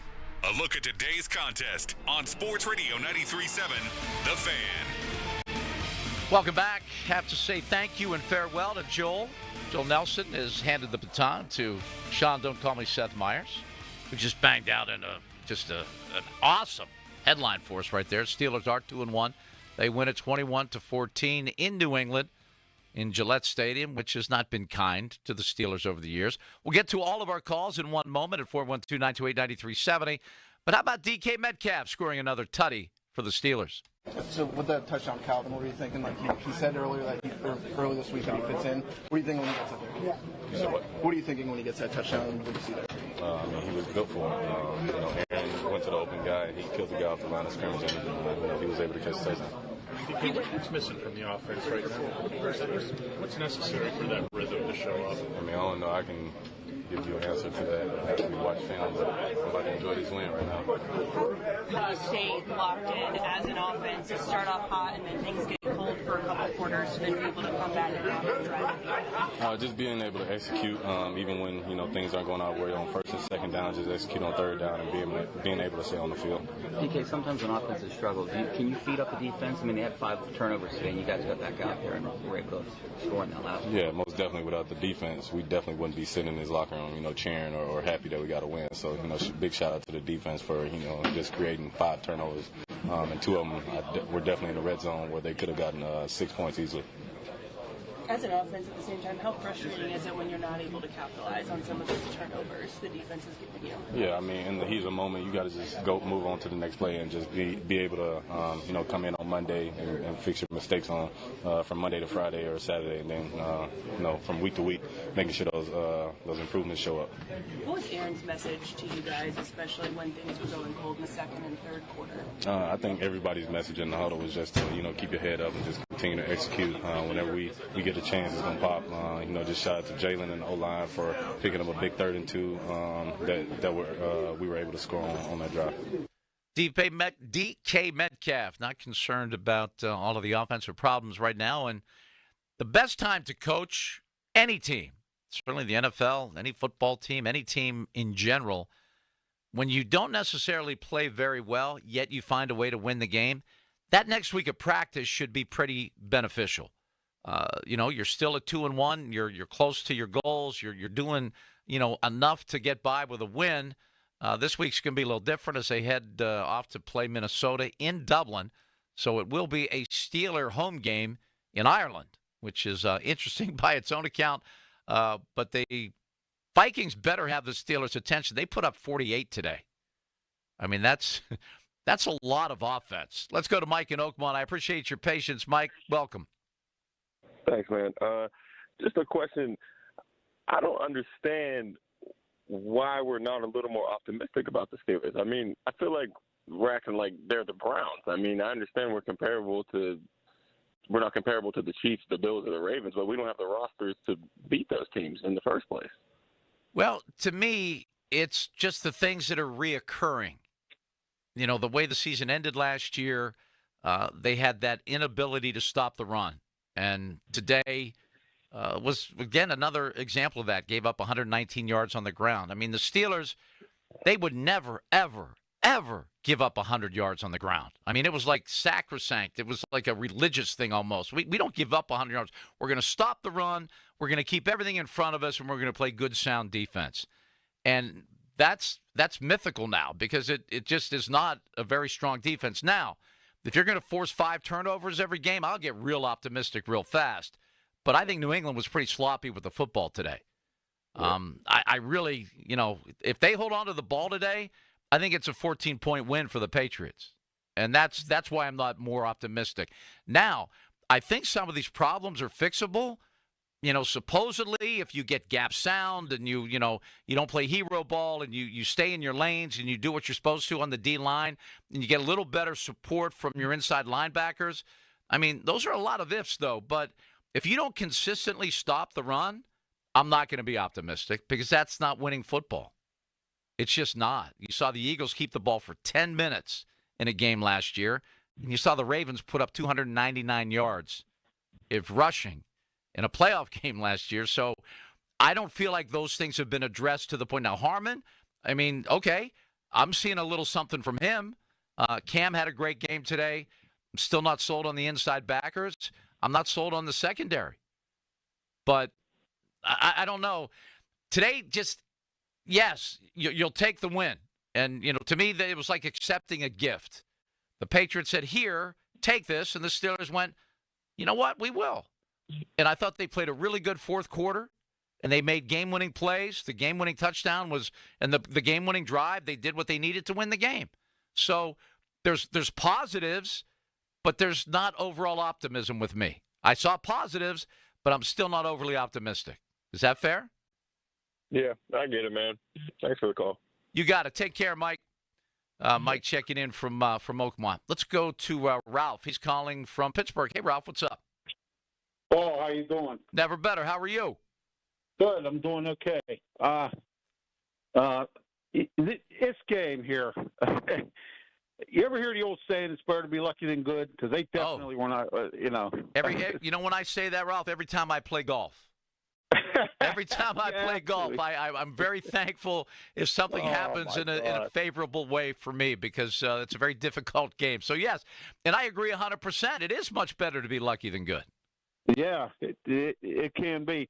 Here's the interesting thing is, though, all the mistakes New England made, and the Steelers couldn't capitalize on offense. And then the defense, the highest paid defense in the NFL, and we can't stop the run, and we're giving up 400 yards in offense. Oh, my. Yeah, but they forced 5 turnovers. Yeah. And they did. It allowed them to win the game, but I don't think you can count on that. I think New England was sloppy with the football. Oh, they were. They were terrible today. They didn't look like a Mike Vrabel team at all. No. I mean, if I'm a Raven, or if I'm a Patriots fan, or if I'm Mike Vrabel, I am laying into my team today. I am just dressing them down because you know what? They gave that game away. Yeah, they did. They gave it away. They outplayed the Steelers. Like they dominated the Steelers. They did. I cannot say that they did not do that, but yeah, they did it. It was, like I said, it's better to be lucky than good because that's about as far as it went today. But you know what? They also say too, Paul. A win is a win, no matter how you get it. Especially there. And the Steelers have this bad habit of winning ugly. So today was an ugly win, but they won. Here's my problem with that, and Ralph, thanks so much for the call. My problem with them winning ugly, I think it's by design. I really think that Mike Tomlin loves to slow the game down, dumb the game down, win the turnover battle, don't take any chances. We saw Vrabel, and I love this, 4th and 1 from his own 15, goes for it and gets it. Tomlin, in a game he's trailing over midfield on 4th and 1, doesn't go. That's living in your fears, brother. That's living in your fears. So, yeah, the better lucky than good is, I think, a very that could even be if you still wrote for a newspaper and you had headlines to worry about. That might be a good headline for this win. Better lucky than good. I think that kind of works. Let's go to Kevin in Vegas. Hey, Kevin. Hey, it's been like 24 hours. I was going to say, I feel like we have a relationship going here. What's going on? Hey, I not was going to be my initial comment, but just a quick question based off last caller. Sure. When is the last time we were good instead of lucky? Boy, that's a great question. I mean, honestly, I mean, that's a really, really good question. We were good. Maybe 2015. Yeah. Maybe. Because you know what, the funny, and again, I have trouble with years, and I don't look things up as enough as I should. What year was it they went 11-0 to start the season? What year was that? Does anyone know that off the top of their head? Was that 21? Maybe 2021. Sean throws in 2021, whatever. But you know what? And I remember people like at 5-0, 6-0, 7-0. Colin Cowherd started just going, "This Steeler team's fraudulent. It stinks. It's no good." Steeler fans are losing their mind. Then it goes to 9-0, 10-0. He never backed down, to his credit. At 11-0, he's still going, "This team stinks. They're not any good." And they lost 5 of their last 6 games. They're like going, "Damn, that Colin Cowherd's brilliant."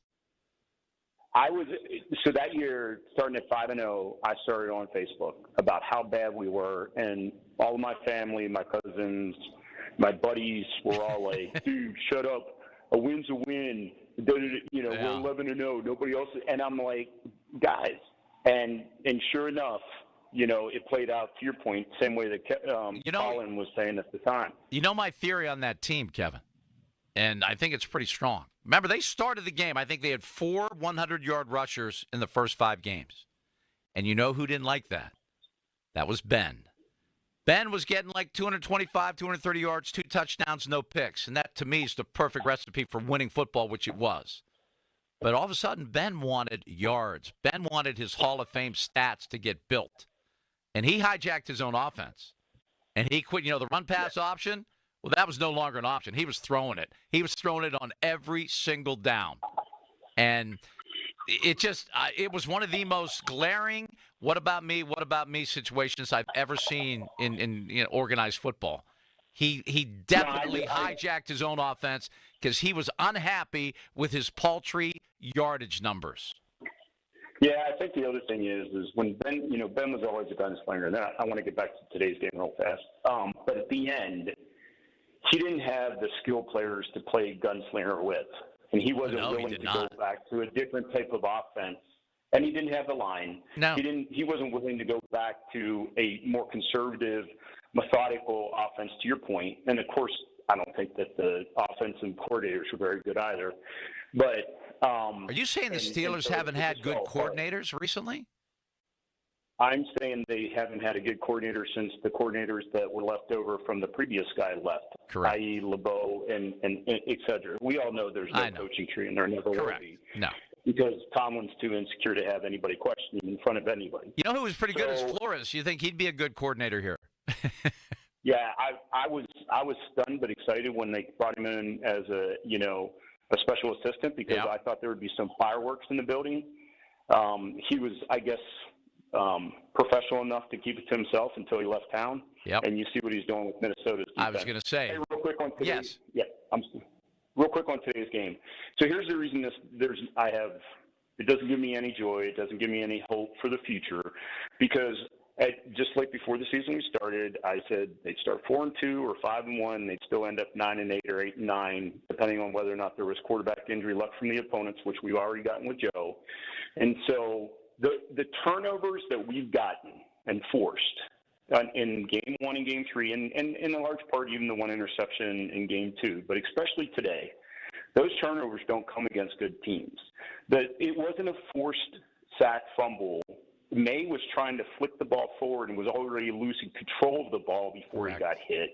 They're carrying the ball like a loaf of bread, just like the fumble from the Jets in the third or fourth quarter in the first game that gave us that game. And how about their back led the league in fumbles last year?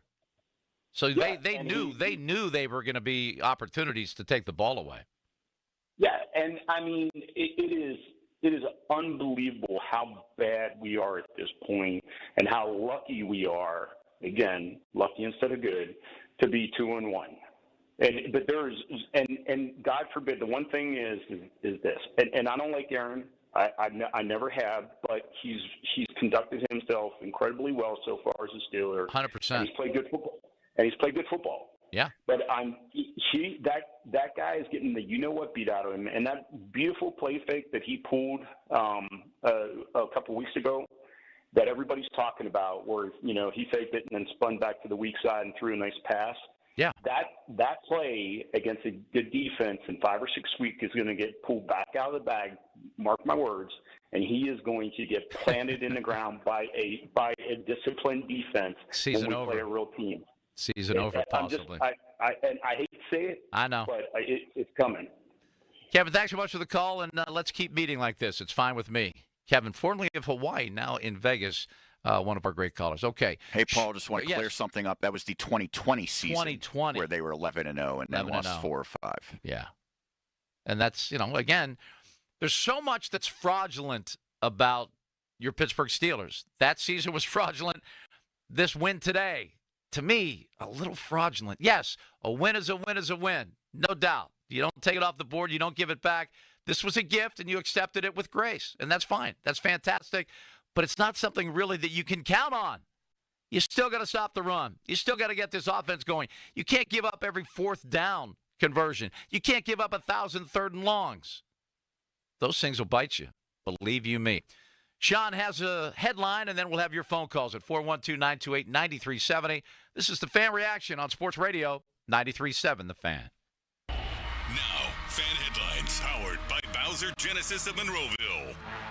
This is Sean Myers bringing you Fan Headlines. The Steelers eked out a 21-14 victory at New England against the Patriots. Today, the Black and Gold now 2-1. The Pats fall to 1-2. Aaron Rodgers threw for 139 yards on 16 of 23 with 2 touchdowns and an interception. Jalen Warren, 18 carries for 47 yards. Calvin Austin had 34 yards receiving and a score. DK Metcalf, 32 yards receiving and a touchdown as well. And TJ Watt racked up a couple of sacks in the victory. The Pirates also victorious today in their final home game of the 2025 season. At PNC Park, they prevailed 11-0 against the A's. Mike Burrows worked 4 scoreless innings. He gave up 5 hits with 3 strikeouts. Jared Triolo and Joey Bart each had 4 hit efforts. Fan Headlines are powered by Bowser Genesis of Monroeville. For more, you can check out 937thefan.com. Sports Radio 93.7 The Fan. Get the latest on Pittsburgh sports from anywhere with the Odyssey app. Listen to shows and Pirate Games live. Check out our exclusive interviews and content anytime. Download the Odyssey app now and never miss a minute. Sports Radio 93.7 The Fan. For all station contest rules, go to 937thefan.com/rules. Is your business looking for local and national health coverage? If you have more than 50 employees, UPMC Health Plan has something new for you. UPMC National Access. UPMC National Access gives employees access to the top-ranked doctors and hospitals of UPMC, along with nationwide access through the Cigna Healthcare PPO network.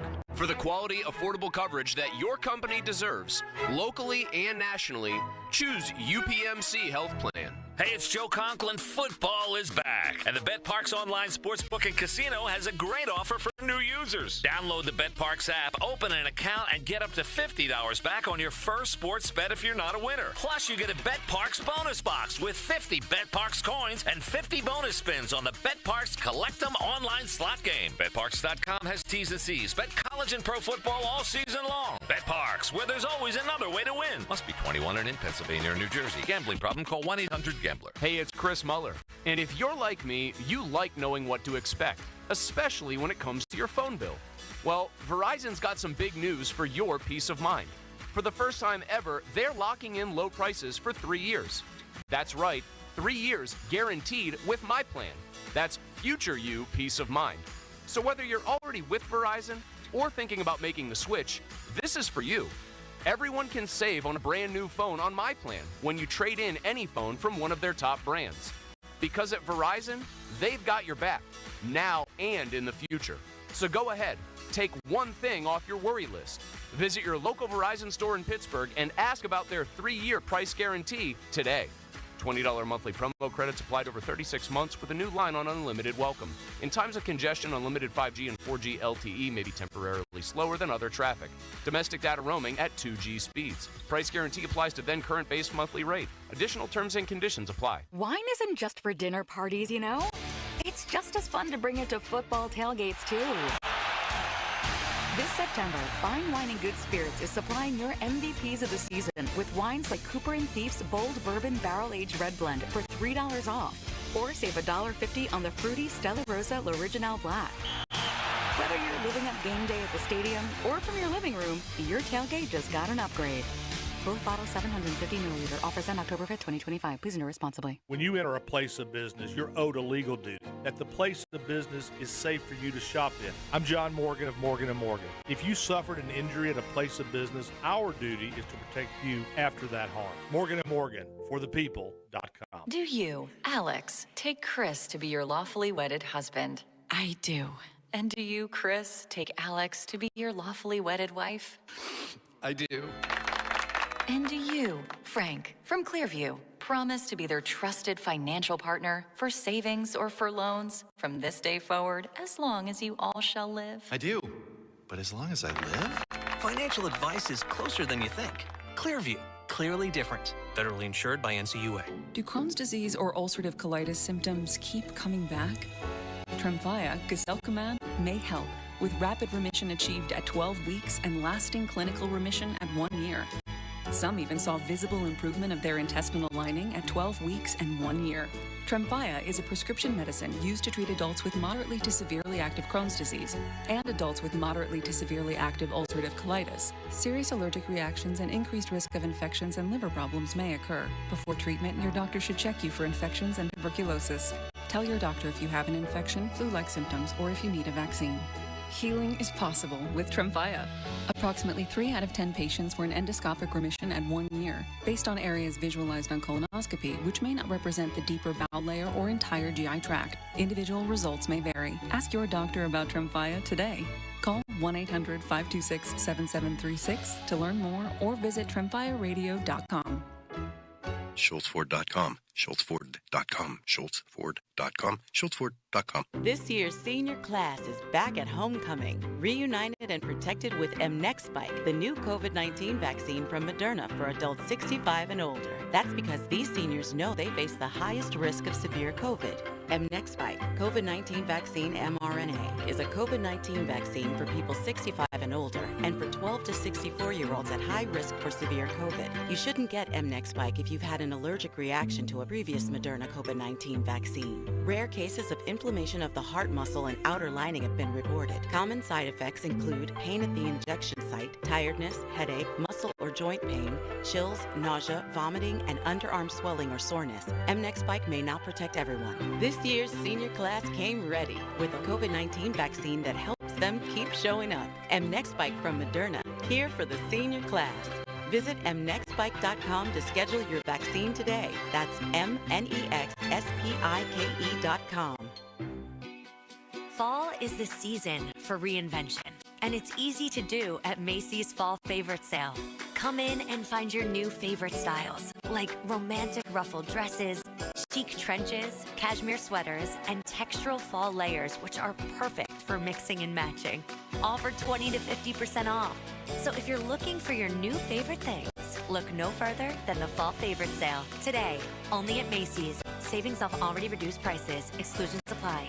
As we grow older, we all need a little more help. That's why the elder law firm of Julian Gray Associates has a full-time social worker on staff to help you with challenges that lie ahead. To arrange a no-obligation consultation, please visit grayelderlaw.com and grow old with us. Never Ending 90s presents Ezra Ray Hart. 90s hits and Xmas riffs. Mark McGrath of Sugar Ray. Kevin Griffin of Better Than Ezra. And Emerson Hart of Tonic. If you kid a night of all the hits. November 20th, 7 p.m. The Event Center at Rivers Casino. Tickets make the perfect holiday gift. Visit riverscasino.com for tickets. Don't miss Ezra Ray Hart Live. Folds of Honor has been meeting Sacrifice with Hope since 2019 in Western Pennsylvania. It's their honor to empower people through education and the opportunities it creates. 41% of Folds of Honor scholarships are awarded to minorities, making recipient families as diverse as the country we call home. Folds of Honor has earned the Gold Star Platinum Seal as well as a 4 out of 4 stars ranking on Charity Navigator. You can become a Folds of Honor wingman today at westernpa.foldsofhonor.org. Please donate today. Spitzer Toyota of Monroeville is a proud supporter of Folds of Honor. At Bucko's Roofing, we're on top of it. Whether it's siding, roofing, windows, gutters, or insurance claims, you can count on Bucko's for quality customer service. Find us online and get a free quote today. It's Pittsburgh's #1 roofing company. Bucko's Roofing. Live from the ShoreKeyMitsubishi.com studios, North Huntington and North Hills. Wow, this game is over. Back to more Black and Gold postgame. A look at today's contest on Sports Radio 93.7, The Fan. And welcome back. Paul Alexander with you on Fan Reaction. Still to hear from Calvin Austin, Aaron Rodgers. We'll hear from Cam Hayward and Mike Tomlin. But now we're going to hear from a man they call Nell. Nell is next up on our show. Nell, what is going on with you today, sir?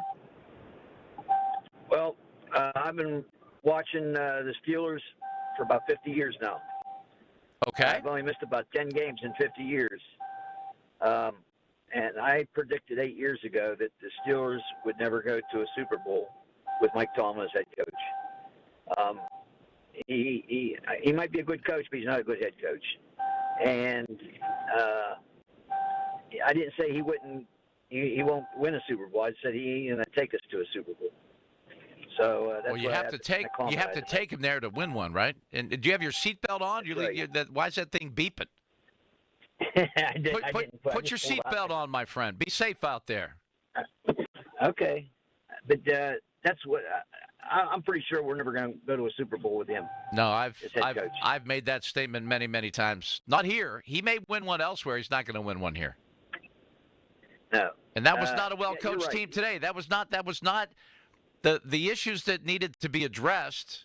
You know, the third and longs, the run game, stopping the run. Those are two things that you have to iron out if you want in a 17-game season, if you want to remain competitive, if you want to get into the dance, and if you want an opportunity to win a playoff game, you better learn how to stop the run and run the ball effectively. And I don't mean, 5 yards a carry. I don't mean any of that. I just mean you better have an effective run game. And when they run it up the middle on first down and get jammed and stuffed, it puts you behind the chains. It puts you in a bad situation. And you never have the opposing defense on their heels. You just don't. Yep.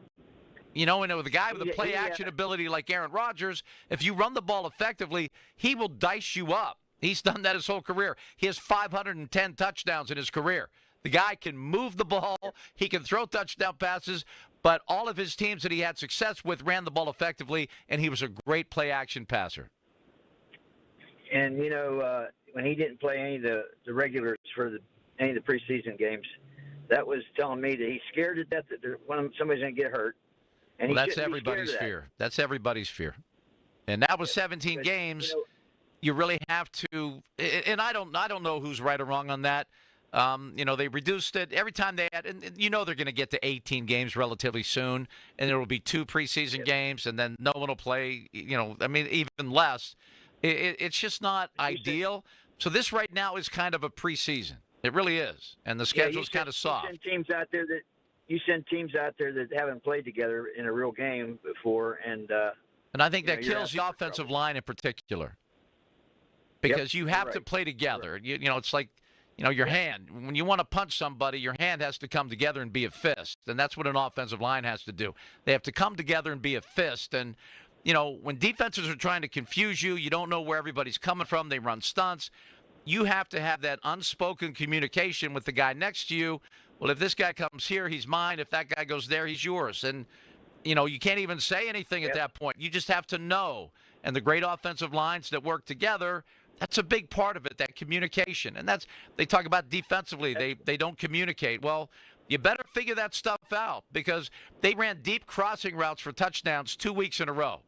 That shouldn't happen. All right, the first one, shame on me. The next one, or the first one, shame on you. The next one, shame on me. Why do you think Brady did so well all those years? Well, he was a brilliant quarterback. He was one of the best that's ever played the game. That's why. Belichick put a great offensive line in front of him too all the time. Oh yeah, they did. And he was just brilliant. No one did a better job of delivering the football on time and on the money like Tom Brady. No one. Did you see today? What was he? He has like 649 touchdown passes. Aaron Rodgers is fourth all time with 510. The next guy, Drew Brees, he's like 100 behind. Yeah, Brady was unbelievable. He would never tell you, but tell him, I know he's desperate right now. I just don't think he knows what he's doing. I really don't. And he doesn't listen to other people, and I don't know what his – Arthur Smith, I think, has a chance to be a pretty decent coordinator. I really do. but I'm not sure how much of a, you know how they put a governor on some engines, like a golf cart, for example. It can probably go a lot faster than the one you drive at the golf course, but they put a governor on it to slow it down to keep them safer. And I think Tomlin always tries to keep his offense safer instead of open and explosive. He's not a fan of that. He's not comfortable coaching that way, and that's the NFL. He hasn't stayed up with the times at all, because winning games like today are more luck than they are skill. The way he won today was very lucky, very fortunate. He keeps all of his coaches on a short leash. Well, yeah, and he hires guys that really aren't going to go somewhere else. I mean, they're not going to be coordinators. Right. His position coaches aren't going to be coordinators, and his coordinators aren't going to be head coaches. Is Terrell Austin going to get an interview to be a head coach somewhere? I mean, come on. If you don't have coordinators that aren't aspiring to be head coaches, and no one on the entire planet would say, man, he might make a good head coach, then he's not a really good coordinator. Okay? I mean, think about that for a second, folks. If your coordinators aren't really, really good at what they do, and other people aren't thinking, man, you know what? They might make a really good head coach someday, then you don't have very good coordinators. And Mike's never had guys that you're thinking, well, that guy's probably going to bolt here pretty soon and be a head coach somewhere. Nope. So how are you coaching your guys up when you don't have good coaches? It's insane to me. It's insane. He's a bad choice of personnel and players. That's an understatement. Now, thanks so much for the call. Don't be a stranger. Well, I promised some post-game sound. Our sports director, Jeff Hathorn, works so hard. He's on the road. He's getting these great interviews. So why don't we hear from Cam Hayward right now? Cam, you talked about the two takeaways down by the goal line, both of which you had in hand. I just think for our group, we talk about we don't care how we get on the field. We don't care the situation. We got to find a way to get off the field. We do a good job of studying our opponents, looking for ways to create turnovers. And we preached all week that, we're going to have some opportunities to, punch at that ball. That was very apparent today. And then, in the quick pass, you can't always be a rusher. You got to get your hands up and result in an interception. Mike said that during the week you talked about Stevenson's his fumble issues last year. That was a kind of point of emphasis. Yeah, 100%. We, from Wednesday on, or probably Tuesday on, we were very steadfast about, creating turnovers. I think Stevenson had 14 going in. May had some. Four also had some. So we were very locked in on that, and it paid dividends then. And what kind of impact did having Derek in there make for you guys? Yeah, I thought Derek played very well. He's got strong hands. I was worried about his conditioning, but he came to play today. And, I think it really balanced out our group, especially with Lau going down. So to get him back in the flow, he's just going to keep getting better. I think it creates for something we can build on. You guys had so many different combinations in the secondary. What does those two plays that he made speak to just the pick and that tackle at the end? I think it just speaks to being ready for your moments. Injuries are part of this game. You might be thrust in there, but it's on you to be ready. And we appreciate BE being ready for that moment. He talks about it in practice. He preaches just being ready, and it showed out today. What was just your overall impression of the Patriots offense and Drake May? They moved the ball well. I thought we were able to create some turnovers that really mitigated that. Drake May has got a bright future. I've always had a lot of respect for him. I think I'm always a Ohio State guy. So Henderson, bittersweet that he had some good plays on us. But, I think their offense is moving in the right direction. Glad we were able to get the W here. And what were the issues on third and fourth down? I think sometimes we were, not paying attention to our assignments. Sometimes you can get a little thirsty in there. Think it's just going to be, a sneak or two. But then, on the flip side, it can, make you susceptible to big passes. We got to have our eyes in the right places. This is something we can learn from. How much do you think you really enjoyed it for that coming back? A lot. I think he enjoyed it a lot. We always talk about getting petty ball. But, wherever we go, we usually plan to get somebody. I think Jonnu got another, petty ball as well. So Jonnu's played for everybody. But, I think when we have these guys that have played elsewhere and are welcoming themselves to the Steelers, it's really special for us to get the W for them. At the end of the half, when you guys got that interception in the end zone, they were on the 2-yard line. They threw it 3 straight times. That surprised you guys at all? Not surprising. There were formations that, screen more pass than run. And, I thought we were stout for the most part besides the big QB run they had. But, we're ready for any moment. Cam, you guys are 2-1. But how do you feel you play? Just building. We're not a finished product. We talk about not riding the roller coaster, win or loss. This is something we can continue to keep proving on. And I think it's great for our younger guys. It's even better for our older guys because we got a lot of work to do. But, I'd rather be 2-1 than 1-2. And who wouldn't? A win is a win is a win, especially there at Gillette Stadium in Foxborough. That has not been kind to the Steelers over the years, so you'll certainly take the victory. Sean has a headline, and we have more time to get you in there at 412-928-9370. We will take you to Chiefs and Giants on Westwood One. That'll be around 7:30, so we got a little more time to play right here on Fan Reaction on Sports Radio 93.7 The Fan. Now, Fan Headlines, powered by Bowser Genesis of Monroeville.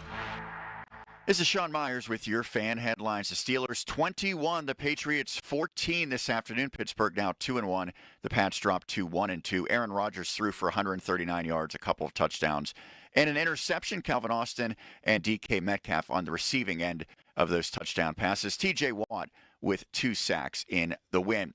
Kansas City Chiefs looking for their first victory, as are the New York Giants. A couple of 0-2 teams doing battle on Sunday Night Football with kickoff at 8:20, but our coverage on 93.7 The Fan begins at 7:30, and that's your home for the NFL on Westwood One. Check out tonight's matchup, and don't forget, you can stream the game also on the free Odyssey app. Late window NFL games currently have the Broncos up 20-13 over the Chargers. The Seahawks blowing out the Saints 44-13. The Bears ahead of the Cowboys 31-14, and the Cardinals and 49ers deadlocked at 6 apiece. Headlines are powered by Bowser Genesis of Monroeville. For more, you can check out 937thefan.com. Sports Radio 93.7 The Fan.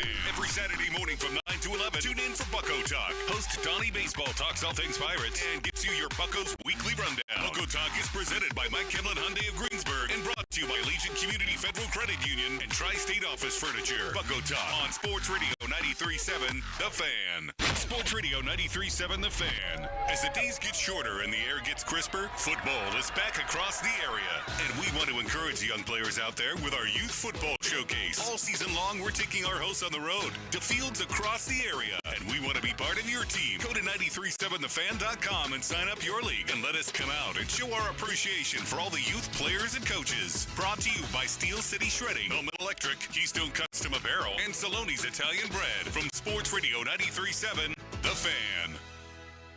Ready for a new ride? South Hills Kia has the ride and the price you'll love. Brand new 2025 Kia Sorento S all-wheel drive as low as $329 for 24 months with $3,999 due at signing, or rates as low as 0%. Or the 2025 Kia Seltos LX all-wheel drive starting at $229 for 24 months with $3,499 due at signing, or rates as low as 1.9%. Lease offers exclude taxes and fees. No security deposit required. 10,000 miles a year. Expires September 30th, 2025. Visit southhillskia.net for details. Since 1969, a quick drain service has been going down the drain so you don't have to. Proudly serving the tri-state area, they're your go-to experts for DOT certified gas, water, and sewer line installations. From plumbing to sewer and drain cleaning, they do it all. Fast, professional, and reliable emergency service available 24/7. Lifetime guarantee on water and sewer lines. Senior and military discounts available. Go to quickdrain.com. A quick drain service, PA number 074216. This is Ryan Schlabel with the Home Buyers of Pittsburgh, and I want to make your next home sale the easiest one yet. We've been saving people time, money, and stress for over a decade. You don't have to list with an agent, make any repairs, or have a long closing process. Just call 412-500-9057 for a good fit. Come to the house, make you a cash offer on the spot. My team will handle the rest. Dealing with a complicated situation? No problem. Call 412-500-9057 or visit homebuyersoftpittsburgh.com for a cash offer today. Change is always happening. It's part of life. And when it comes to music, change is all around us. Songs are rewritten. Classics are remixed. Bands and artists come and go. Even our taste in music changes. Here at Xfinity, we know there's still good in keeping some things the same. That's why we want to do our part with a 5-year price guarantee on our internet. It means no matter what changes, you get 5 years of the most reliable Wi-Fi with our best equipment included for a price that stays exactly the same. Surprised? Life is full of them. One internet price, 5 years, guaranteed. Learn more at xfinity.com/deals. Restrictions apply. New residential customers only. Taxes and fees extra and subject to change. Most reliable Wi-Fi based on Open Signal Awards USA. Fixed Broadband Experience Report, August 2024. I'm Bob Burke, founder and chairman of Burke America Parts Group, a family of brands that includes RepairClinic.com, an appliance and HVAC parts solution company that's grown into an international brand. Before AmericanEagle.com, we partially launched a new technology platform developed by another firm. American Eagle helped take our technology to a whole new level with digital marketing, software development, and business insights into our key markets, appliances, HVAC, and outdoor power equipment, and did so both on time and on budget. AmericanEagle.com has the resources, experience, and talent needed to produce solutions. Our new technology platform, developed by AmericanEagle.com, has produced tremendous results with higher traffic, conversion, engagement, and online revenue. If you have any home repairs you need to take care of, check us out at RepairClinic.com. If you need a world-class website or technology project, then I would highly recommend AmericanEagle.com. Call AmericanEagle.com at 773-NETWORK. That's AmericanEagle.com, 773-NETWORK. Text us on the Edgar Snyder & Associates text line at 412-928-9370. Edgar Snyder & Associates reminds you to text responsibly. Long live the king. Return to the magic and mystique of the Renaissance. The Pittsburgh Renaissance Festival, just southeast of Pittsburgh, is back. 6 magical weekends through September 28th. It's entertainment. It's fantasy. It's an adventure. To the past. Filled with royalty, pageantry, jugglers, and musicians. Comedy, games, fine arts, and crafts. Eat, drink, and be merry at the Pittsburgh Renaissance Festival. Discounts available at shop and save locations. Red 42. Hike. We're kicking off the Big Drive sales event at Spitzer Toyota Monroeville. Rush in and save big on Tundras and Tacomas with one of the largest hybrid truck inventories in Western PA. Every play comes with a no-charge lifetime powertrain warranty, and you can score even more when you download the Spitzer VIP app for exclusive rewards. This is one summer drive you don't want to miss. Whack more. Spend less at Spitzer Toyota Monroeville. Our world revolves around you. See dealer for details. Ends 9/30/2025. Cheerleaders is Pittsburgh's premier gentlemen's club and sports bar. As soon as you arrive, you can feel the energy of the Cheerleaders experience. Cheerleaders has a 5-star kitchen that stays open late. Cheerleaders has been voted Pittsburgh's #1 gentlemen's club 12 of the 13 years they've been open. Cheerleaders now is Taco and Tequila Tuesdays. $2 tacos, $2 Coors Light bottles, $2 tequila drinks till midnight, and 2-for-1 private dances. The best happy hour specials in the city are at Cheerleaders Pittsburgh. This is the story of the one. As a custodial supervisor at a high school, he knows that during cold and flu season, germs spread fast. It's why he partners with Grainger to stay fully stocked on the products and supplies he needs, from tissues to disinfectants to floor scrubbers. Also that he can help students, staff, and teachers stay healthy and focused. Call 1-800-GRAINGER, click Grainger.com, or just stop by. Grainger, for the ones who get it done. Football's unpredictable, but there's always a few guarantees. Like a team everyone hyped will fall apart, guaranteed. Some team will punt on 4th and inches to everyone's disappointment, guaranteed. And a ref will blow a pass interference call, guaranteed. But here's another guaranteed. Fanatics Sportsbook has the best offer this football season. Introducing the Fanatics Game Day Guarantee. Every single game day from now until October, if your football bet loses, you'll earn up to $100 back in fan cash. We're talking college, pro, day, night, weekends, and weekdays. Even those late-night West Coast games with weird kickoff times. All games are on the table. And now when new customers bet $10, they get $100 back in fan cash. If you bet on football with Fanatics, you're either winning or winning money back in fan cash. Guaranteed. Switch to Fanatics Sportsbook this football season. Winning hits different here. Must be 21 plus. Gambling problem? Call 1-800-GAMBLER. MD, visit mdgamblinghelp.org. Offer not available in all states. Terms apply. See Fanatics Sportsbook app. 93.7 The Fan is cleared by aquickdrain.com. Wow, this game is over. Great. Back to more Black and Gold postgame. A look at today's contest on Sports Radio 93.7 The Fan. Welcome back. Paul Alexander with you until around 7:25 this evening. 412-928-9370. Just checking out a tweet here. Not blaming Arthur Smith for the offense sucking because it sucked across three coordinators, and it looked largely the same. Short, dinky, and scared. Short, dinky, and scared. I don't think anyone would want their offense to be described as such. Short, dinky, and scared. Don't be scared. Fan Twitter brought to you by South Hills Kia in Peters Township. Visit them at southhillskia.net. Text line is brought to you by Edgar Snyder and Associates, a personal injury law firm where they say there's never a fee unless we get money for you. How about this? Each Saturday, the Fan will showcase a different community with Youth Football Showcase with a special visit from members of the Fan staff. Do you want 93.7 The Fan to come visit your game? Email youthsports at 937thefan.com with your group name, your group's main contact information, and potential dates. Details at 937thefan.com. Brought to you by Steel City Shredding, Saloni's Italian Bread, Pellman Electric, and Keystone Custom Apparel.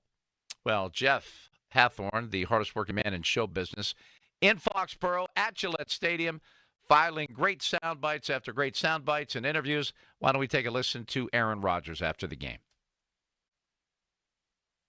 Did you talk about that last drive and in particular the throw to Calvin? Yeah, we had to have a drive there. So guys made some plays. Thought an important play was the screen there. Kenny cutting it back inside to give us a third and manageable. And then we actually just talked about that in the huddle before the drive, about just a subtle signal on what I might want if I gave that when Cal was on the other side. So it was nice he was on the same page. I didn't throw the best ball, but Cal's so damn fast. You know, he made a great play. Well, it's probably on the TV copy. Everything is these days. No one else? Aaron, when you're not taking advantage of opportunities, what's keeping you guys confident or getting you through those chances for that last drive to be ready? Just our defense, honestly. I mean, there was urgency. I think, you know, it was one of those weird disjointed games. We had 3 possessions in the first half. We had a chance on the third possession to keep it going. Pat and I weren't on the same page on the scramble drill. Then we sat on the bench for what seemed to be 20 or 30 minutes. So we just couldn't get into a rhythm at all. And then we came out second half. I made a terrible throw. Defense just kind of stood on their head all day. But, you know, I thought the first 2 drives were really good rhythm-wise, and we just couldn't find that rhythm in the second half. Aaron, you did it at the end. What's that say about the offense resilience and stick to it in this one? I mean, it's what we're supposed to do. You know, we got to make those plays.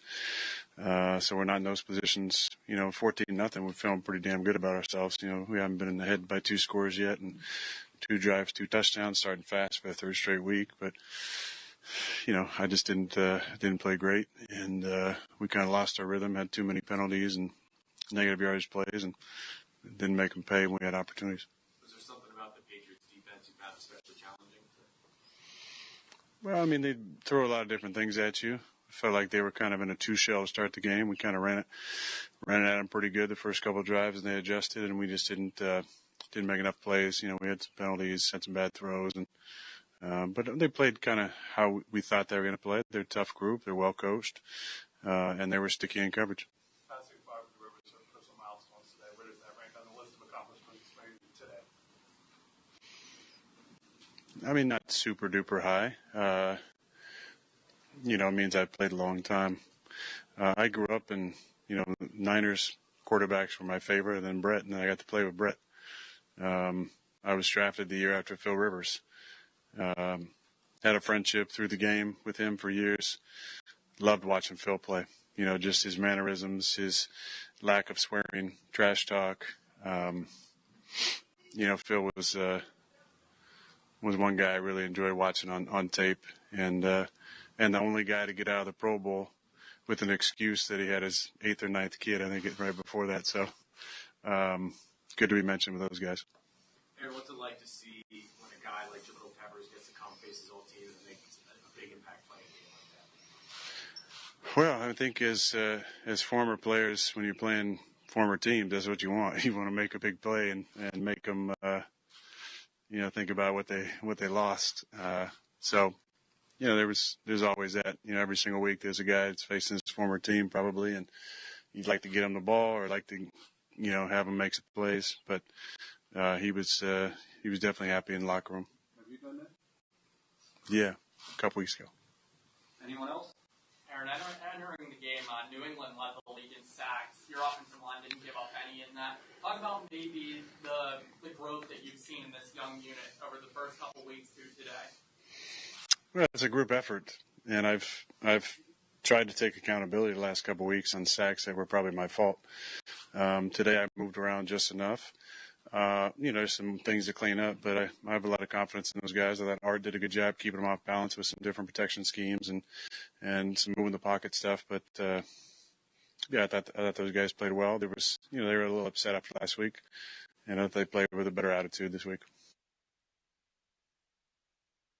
Aaron Rodgers post-game talking about how the defense came through. He didn't play a particularly good game. Peppers obviously enjoying beating the team that let him go. All that recently. So, all in all, it's a 2-1 football team headed to Dublin to take on the Vikings. The Vikings put up a big number today. The Steeler defense is going to have to rise up. Counting on 5 turnovers every week, I would rather count on stopping the run. I would rather force teams to be one-dimensional. I would also like to get off the field on 3rd and long. If you continually get beat on 3rd and long and your defense stays on the field, it's not a good recipe. There's a lot of things that need to be fixed for this team to prove to many people that are still very wary of the fact that they go 9-8 and lose playoff games by a lot of points every year. They have to, I think, prove that they're a different football team than they have been. And nothing that I saw today allowed me to feel that way. And I don't really know how to say it any better than that. They were not good against the run today. They did not run the football particularly well today. They gave up 4 fourth-down conversions in 5 tries. The percentages are way up. And, again, that's not something Mike Tomlin would ever do. He hates going for it on 4th down. Even when the game's on the line, he's trailing and he's around midfield. Mike Vrabel went from his own 15-yard line in the first half. 4th and 1. They got 4 or 5. They got plenty of what they needed to stay on the field. And, Aaron was right. Those 2 drives that the Patriots had in that first half, just unbelievably time-consuming. So getting off the field, being a little more dependable against the run. TJ got a couple of sacks today. That's great news. That was great effort. He played well. Cam forced 2 fumbles. Cam basically took 14 points off the board today, which, if I do the math, when you win 21-14 and one of your defenders forces 2 red zone fumbles, well, yeah, he took 14 points off the board. That's game winning. But I'd rather see a more solid effort defensively. And New England was very, very sloppy with the football. Sean will have a headline top of the hour. Then we'll have a few more minutes to go. 412-928-9370. I will queue up Mike Tomlin. We'll hear from him what he had to say after the game as well. All of that and plenty more right here on Steeler Postgame, right here on Sports Radio 93.7 The Fan. Pony and Muller here. Mike and Mike's Beer Bar is a big fan of us. In fact, he gave us our own beer. Okay, well, kind of. Each month, Mike picks a local beer that we call the Fan Beer of the Month. The September beer of the month is the Leaning Cask Brewing Company's Golden Doodle Blonde Ale. And the charity for September is Harmony Dog Rescue, working to make sure dogs are not left behind in dangerous situations. And if you don't like the fan beer of the month, or you just don't like us, Mike has 4 other beers on tap that you can select, and he will make a donation to the charity. Check out the fan beer of the month at Mike's Beer Bar. Meet me at Mike's. Your hometown building partner since 1956. 84 Lumber. Visit 84lumber.com. 1956, Bud Smale acquired a Lincoln franchise. Today, the legacy of excellence continues. Right now, get 0% APR for up to 48 months with zero due at signing on 2025 Lincoln Aviator, Nautilus, and Corsair. Now it's Smale Lincoln, Route 30 East, Greensburg, SmaleLincoln.com. 0% APR financing up to 48 months with zero down payment on 2025 Aviator, Nautilus, and Corsair. With approved credit, Lincoln AFS, not all will qualify. See Smale Lincoln for details. Ends 9/30/25. Honey, I found the perfect place for my parents and us. Where? St. Barnabas. For us, the Woodlands Carriage Home Community. And for my parents, condominium-style living at the Village. My folks will love the Village. There's an indoor mall with shops, restaurants, and more. And we can relax, knowing they're safe and secure. That's what I plan to do when we move to St. Barnabas. Relax. Call 724-444-5568 or visit stbarnabascommunities.com. HD1 Pittsburgh, an Odyssey sports station. Live from the ShoreKeyMitsubishi.com studios, North Huntington and North Hills. Always live and free on the Odyssey app.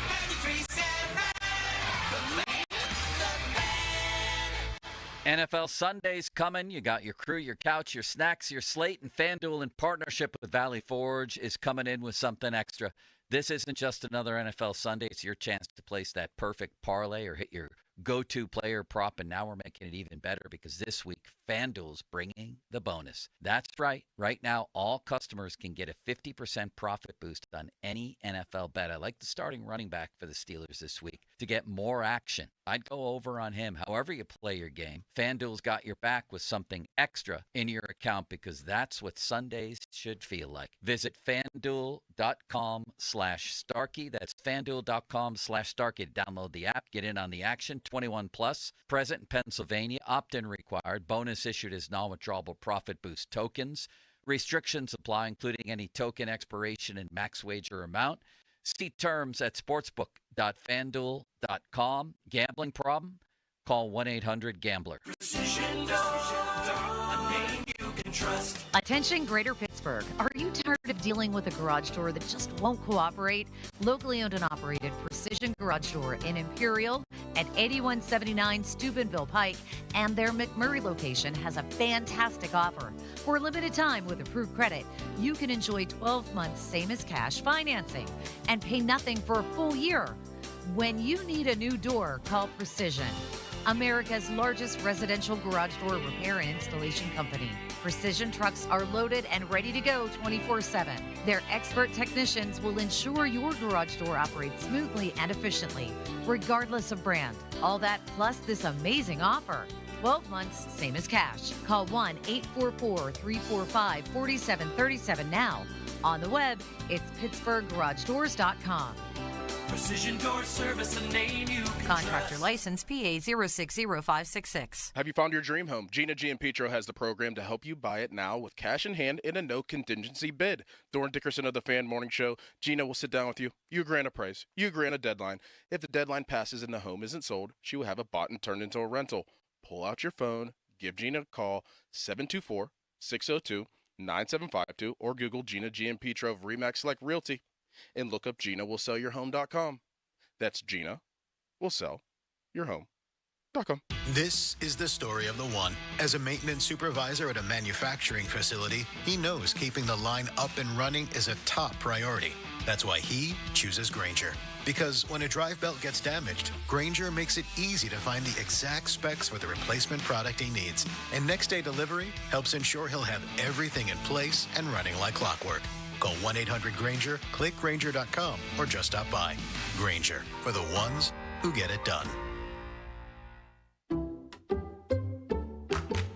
You like saving money, right? We all do. That's why Allstate just lowered the price of car insurance. Not, but wait, there's a catch. Lower. Actually lower. So if you're shopping around, or just want to see how much you could save, check Allstate first for a new lower auto rate that could save you hundreds. You're in good hands with Allstate. Not available in every state, only applicable for new auto insurance business. Rates will vary by several factors, including how you purchase the policy. Potential savings vary. Allstate North American Insurance Company and affiliates, Northbrook, Illinois. Now, fan headlines powered by Bowser Genesis of Monroeville. This is Sean Myers with your fan headlines. The Steelers claimed a 21-14 victory on the road against the New England Patriots this afternoon. Pittsburgh's now 2-1. Aaron Rodgers had a couple of touchdown passes, also an interception, 139 yards through the air. Jaylen Warren with 18 carries for 47 yards, and T.J. Watt had a couple of sacks. Tonight, Kansas City and the Giants on Sunday Night Football, 8:20 kickoff. The Fan is your home for the NFL on Westwood One. Check out tonight's matchup. And don't forget that you can stream the game also on the free Odyssey app. The Westwood One coverage begins at 7:30. Latest check of scores from the late window of games. Broncos and Chargers now deadlocked at 20 apiece. Seattle blowing out the Saints 44-13. The Bears ahead of the Cowboys 31-14. And the Cardinals and 49ers tied at 13 apiece. Fan headlines powered by Bowser Genesis of Monroeville. For more, check out 937thefan.com. Wow, this game is over. Great. Back to more Black and Gold postgame. A look at today's contest on Sports Radio 93.7, The Fan. And welcome back. Heading down the final stretch of our postgame show today. Black and Gold fan reaction. Paul Alexander with you for another 20 minutes or so. I just was underwhelmed today. I'm pleasantly surprised. I thought the Steelers would lay an egg completely there, like they have done so many times before. I remember going to the first Steeler game played at the new Gillette Stadium, and they had not, at that point, torn down the old one. They built it right next to the previous Gillette Stadium, which was very interesting. But it really is a nice stadium. No question about that. But I think that was the Anthony Smith game when he had popped off before the game, and they just tore the Steelers apart. And I think it was Brady that said after the game, we weren't particularly impressed with their safety play. We thought there were some things we could take advantage of. And they did. Yeah, talking smack on Tom Brady and the Patriots pre-game, the week of the game, not normally the brightest idea. But the Steelers found a way to win. They turned over the Patriots 5 times. They really got beat up statistically, but the only one that matters, and I'm a big, big fan of saying that because it's the reality of it, all that matters is the W, and they got that. And they head to Ireland with a little momentum. They head there 2-1. But I would imagine when they take a look at Minnesota on tape, they're going to be pretty impressed what they did offensively today. They just lit it up. So that will be a challenge in Dublin. It will be a home game. When you're in Ireland, I don't really know what that means, what that entails, being the home team there. But I have a feeling they will certainly have a huge advantage in terms of fan support. I think that the Steelers will probably be the locals' favorite team. Keep in mind that Dan Rooney was the ambassador to Ireland for a period of time. So, I mean, there is a true connection between Pittsburgh and Ireland, but I also think there's a boatload. I know a lot of people heading over there for the game, and I'm just jealous, period. I think that's going to be an absolute blast. Everybody already has their tour of the Guinness factory already, the brewery. Jameson, I'm sure, is on everybody's list. So I'm imagining a good time will be had by all. So let's hear from Mike Tomlin. Here was his reaction to today's 21-14 win over New England in New England. Man, it's great to win in the National Football League. Appreciative of the efforts today. Certainly required 60 minutes of effort in all 3 phases to get it done. Certainly there are a lot of things to work on, but it's good to do that with the win. A couple things of note. I thought we started fast offensively, but then we stalled out, obviously, particularly in the second half. But a lot of credit goes to New England and their defense and what they were doing. They were major components of that. Defensively, I thought we were really tight. in the red zone and things of that nature. I thought we could have been better on possession downs. Thankfully, we took the ball away from them to alleviate some of that lack of possession down success. But all in all, it was a good team victory, man. We fought for 60 minutes. We utilized a lot of people, specialization of talent, division of labor, things of that nature.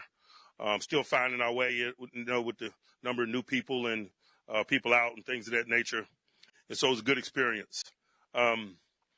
No significant injuries to mention. Slay missed some time in the game with a leg contusion. I think he was able to get back in and finish. Same with Broderick. But we'll stack this one. Questions? Mike, two big takeaways down there by the goal line. How big was the one at the end of the half? Huge. That's why we spend as much time practicing down in that space as we do as a collective. We got to be great on defense. In the effort to win the point swing, we got to be great on offense. And when you take the ball away, man, you get all 7 points. Usually you're fighting for 4. But, man, those takeaways, particularly down there, were big. Mike, do you see that as technique, as some of the things you're working on in practice with the punching and stuff like that? No question. We spend a lot of time on our ball search culture. But it's just words. It's an agenda.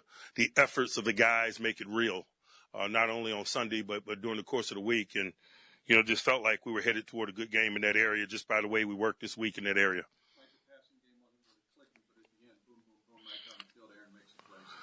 And that's oftentimes the case, man. You can it can not be going the way you desire, but you better have enough emotion. You better have enough belief.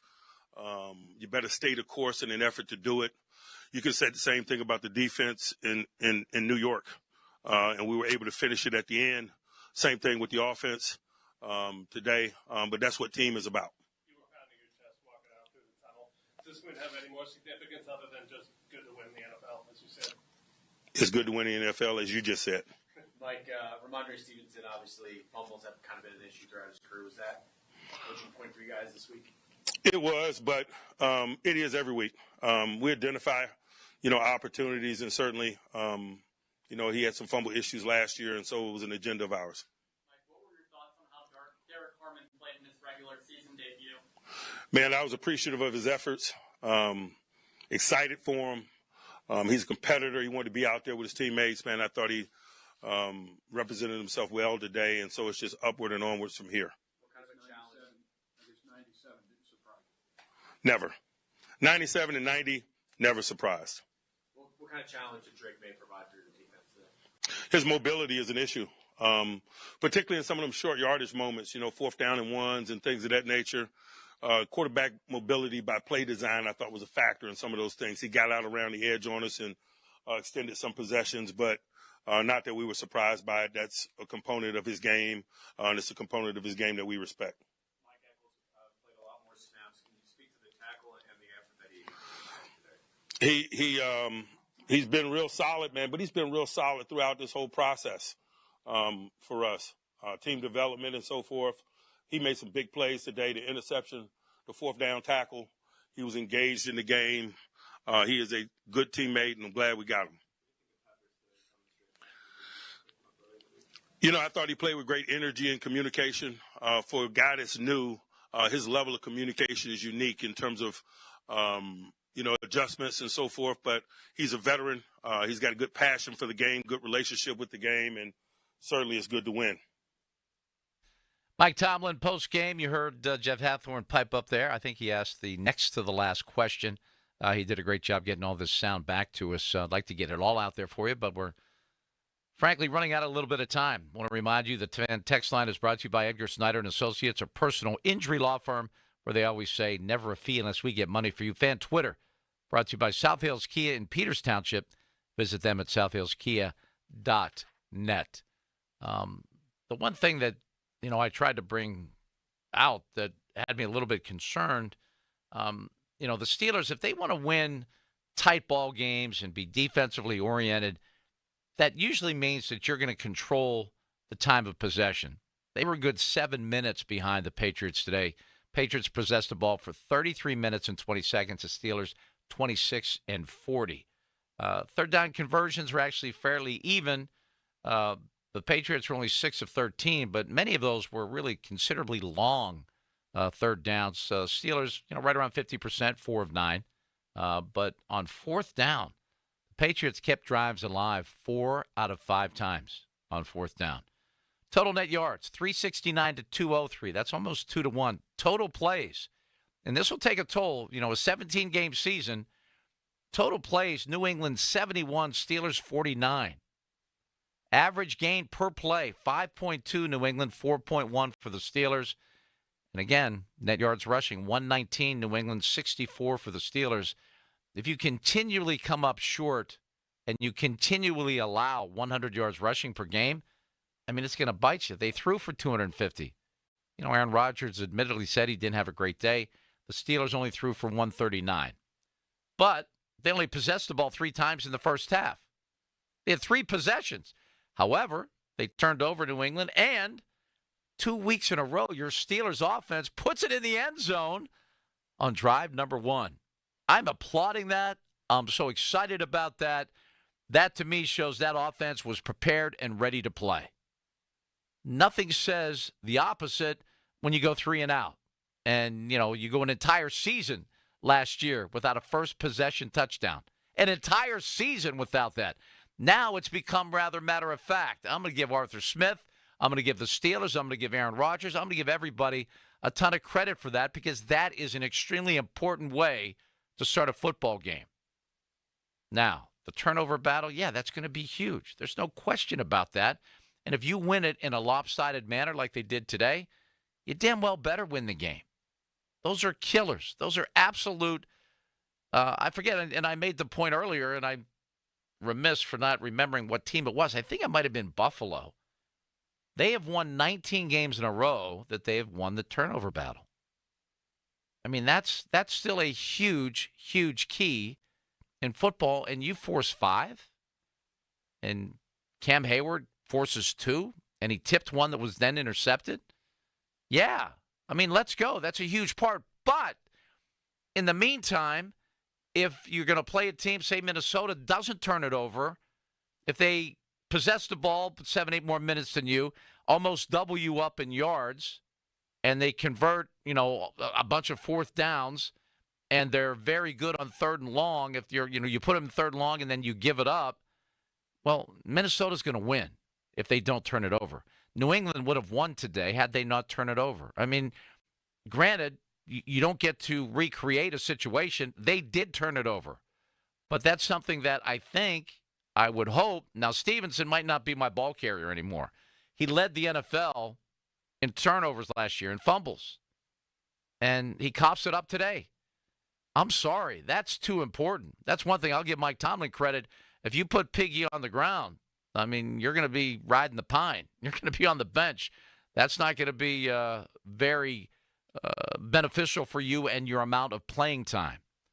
But it's just offensively, I had a caller very early in the show say, you know, it felt like Matt Canada was the O coordinator again.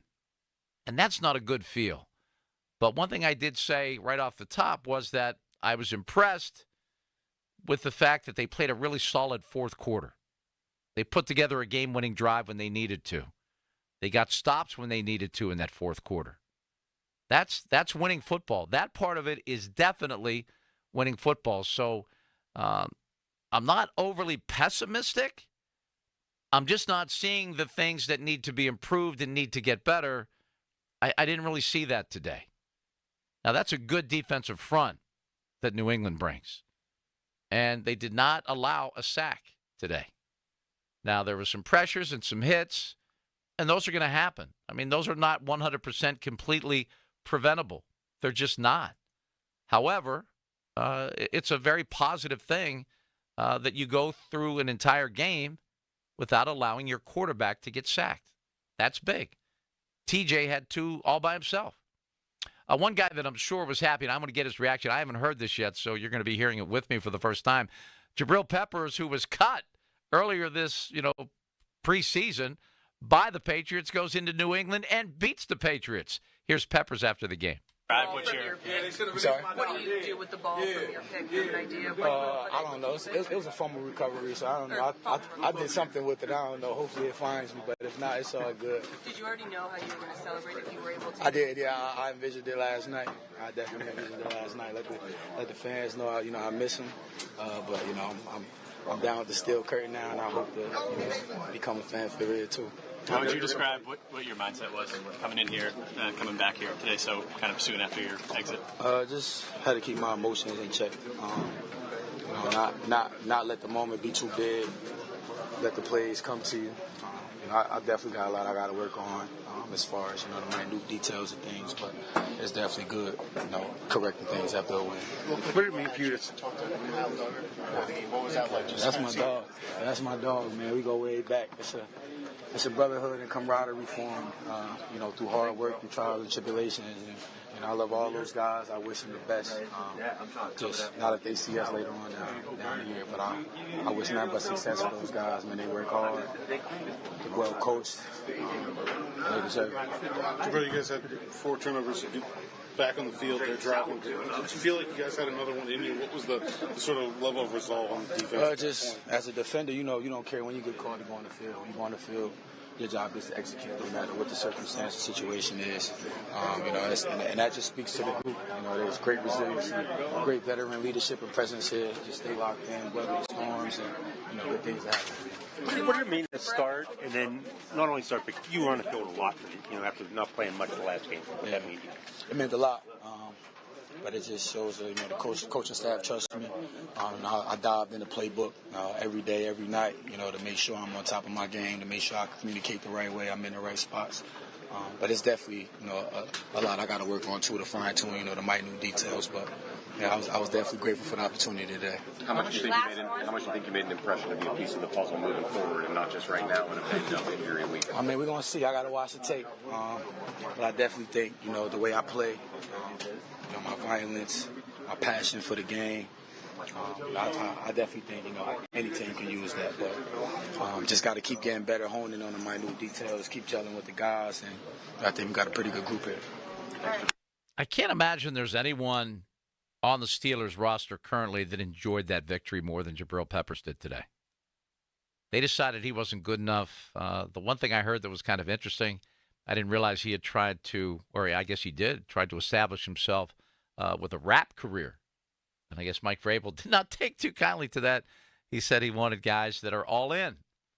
And I guess the extracurricular of Jabril as his fledgling rap career was unfolding, that Mike Vrabel took a little bit of offense to that. But I just thought that was interesting. But again, great thanks to Jeff Hathorn. Always does a great job wherever he is. And today he was in Foxborough. He was at Gillette Stadium. And all of that great sound that we were able to play for you today was thanks to our man Jeff, who did a great job up there and does a great job wherever he is. I mean, that's just that's one of those givens. You know how the Steelers also, they always used to stop the run? I mean, that's like Jeff. I mean, Jeff's always that guy that, you're never going to run the ball on Jeff. It's just not going to happen. How about the Bears beat up on the Cowboys? I mean, it's just, this NFL stuff's not real easy to predict. It's just not.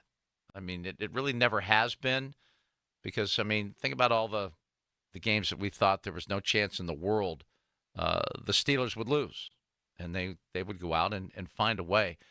I want to take a look. I hadn't really looked that hard at the Minnesota game, but it was Carson Wentz that shook off the rust and went out, and I don't know, maybe JJ's done. I mean, I don't know, but that's crazy. Mason had 116 yards and a couple of touchdowns on just 16 carries. Their kicker, Reichert, made a 62-yard field goal. Wentz, 14 for 20, 173 yards. But, man, they just put it on him. Jake Browning was picked off twice in a rough start for the Bengals. Didn't Jake Browning beat the Steelers at one point? Most backup quarterbacks find a way to do that. He's not alone in that connection, is he? But, right now, the Browns somehow beat the Packers. It's just have fun looking at your fantasy scores, looking at the overall scores. The Eagles were left for dead and come back and storm back and beat the Rams 33-26. That was a wild finish. So, how about the Panthers 30-0 over the Falcons today? Who saw that coming? I did not. Now, do you ever play those suicide polls? Well, yeah, I think most people would be picking the Packers today, right? Correct. That was that would have been the pick. That was the easy one. And now, I mean, half the field at least is probably out of it because of that. You're hearing from Sean. Don't call him Seth Meyers. Do you get that a lot out and about?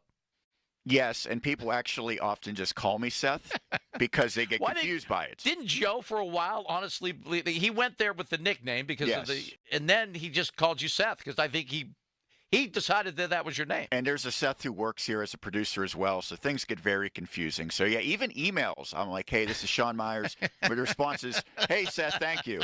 They answer back with it written down right there. That's great. It happens. There's worse things that I'm sure people could call me. So. Yeah, it's not. It's cool. And thankfully, Seth Meyers is cool. So you got that going for you. He called in the first day that I produced for Starkey, and that's how it all came to be. That's perfect. Yeah, he's a big Steeler fan. Big Steeler fan. And Seth Davis, one of our producers here, he works a lot on the KDK Who side. is an Eagles fan. He's an Eagles fan, but also, I mean, Seth Davis is a big college basketball aficionado. Like, he's a famous CBS guy. Yeah. He moonlights as a producer here. That's what he does. His primary job is college He likes to stay grounded. Well, Sean, don't call me Seth. Thanks so much for a great job that you did today here on Sunday night. I'll be back with you early next Sunday. It's right around noon, I believe we think the game might be over around that time. It's going to be wild as the Steelers and the Vikings go head-to-head in Dublin, Ireland. Enjoy the game. It'll be the Chiefs and the Giants. All of that right here on Sports Radio 93.7 The Fan. Now, fan headlines powered by Bowser Genesis of Monroeville. Sean Myers bringing you fan headlines. Steelers 21, Patriots 14 this afternoon. Aaron Rodgers had a couple of touchdown passes. Jalen Warren 47 yards rushing. Calvin Austin and DK Metcalf each had receiving scores. Pirates 11, A's nothing. Mike Burrows 4 scoreless innings. Jared Triolo and Joey Bart each had 4 hits in the finale at PNC Park this season.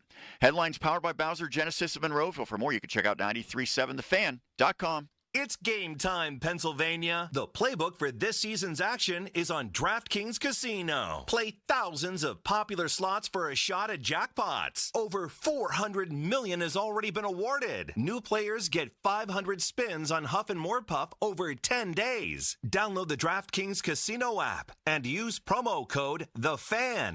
That's promo code THEFAN. And claim your spins after your first $5 wager. Get in the game with DraftKings Casino, home of the largest jackpot win in online history. The crown is yours. Gambling problem? Call 1-800-GAMBLER. Must be 21 or older. Physically present in Pennsylvania only. Eligibility restrictions apply. New customers only. Non-withdrawable casino spins issued as 50 spins per day for 10 days, valid for a featured game only, and expire each day after 24 hours. See terms at casino.draftkings.com/promos. Ends October 5th, 2025 at 11:59 p.m. Eastern Time. Hey, it's Chris Muller. And if you're like me, you like knowing what to expect, especially when it comes to your phone bill.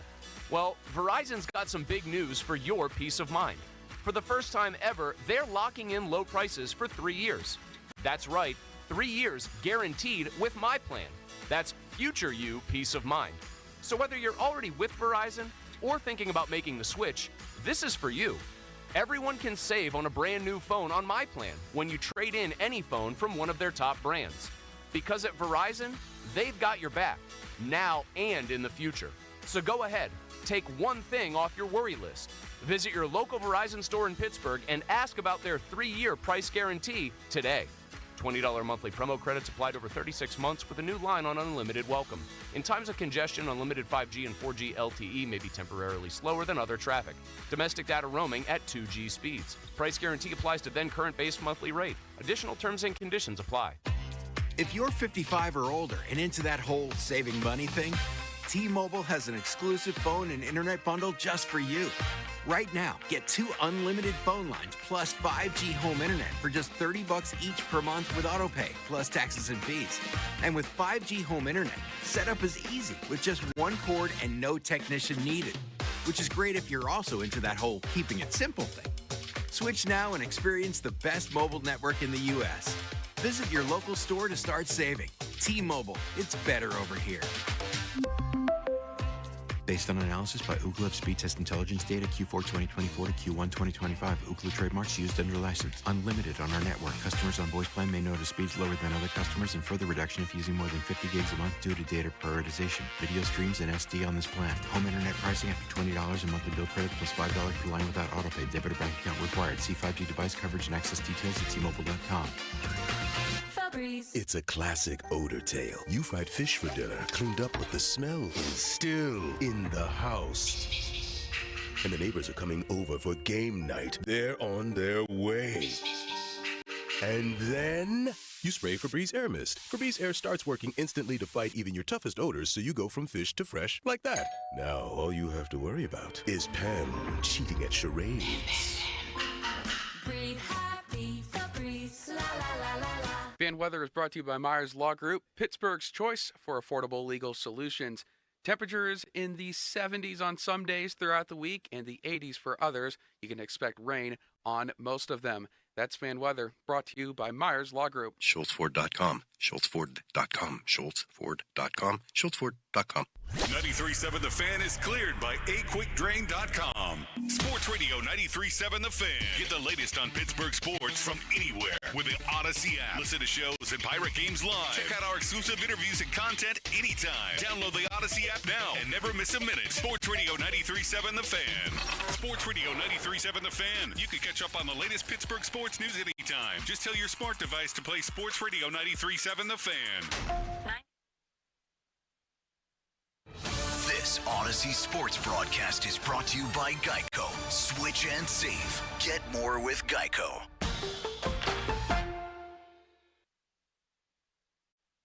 Lights. This is NFL Sunday on Westwood One. Coming up on NFL Sunday, fans in Philly asked for the Eagles' passing game to pick things up, and today in the second half, their quarterback delivered. Hurts back. Hurts looks. Hurts fires. Complete! Touchdown! They take the lead! Smith! Devontae Smith! Into the end zone. They take the lead! And is it possible to become a folk hero in less than a month? Just ask the folks in Indianapolis. Jones over the middle, flies it upfield. Michael Pittman Jr. inside the 5, looking for the end zone. He's in. He stretched the ball across the goal line. Touchdown, Michael Pittman Jr. Yards after the catch, 20 yards to Pater. Touchdown, INDY. It's Matt Taylor on the Fan, Hank FM 97.1 in Indianapolis, and Merrill Reese and Mike Quick on Sports Radio 94 WIP. I'm Scott Graham. Those stories and more as Westwood One Sports runs down all the scores and highlights from week number 3 in the National Football League. This is NFL Sunday.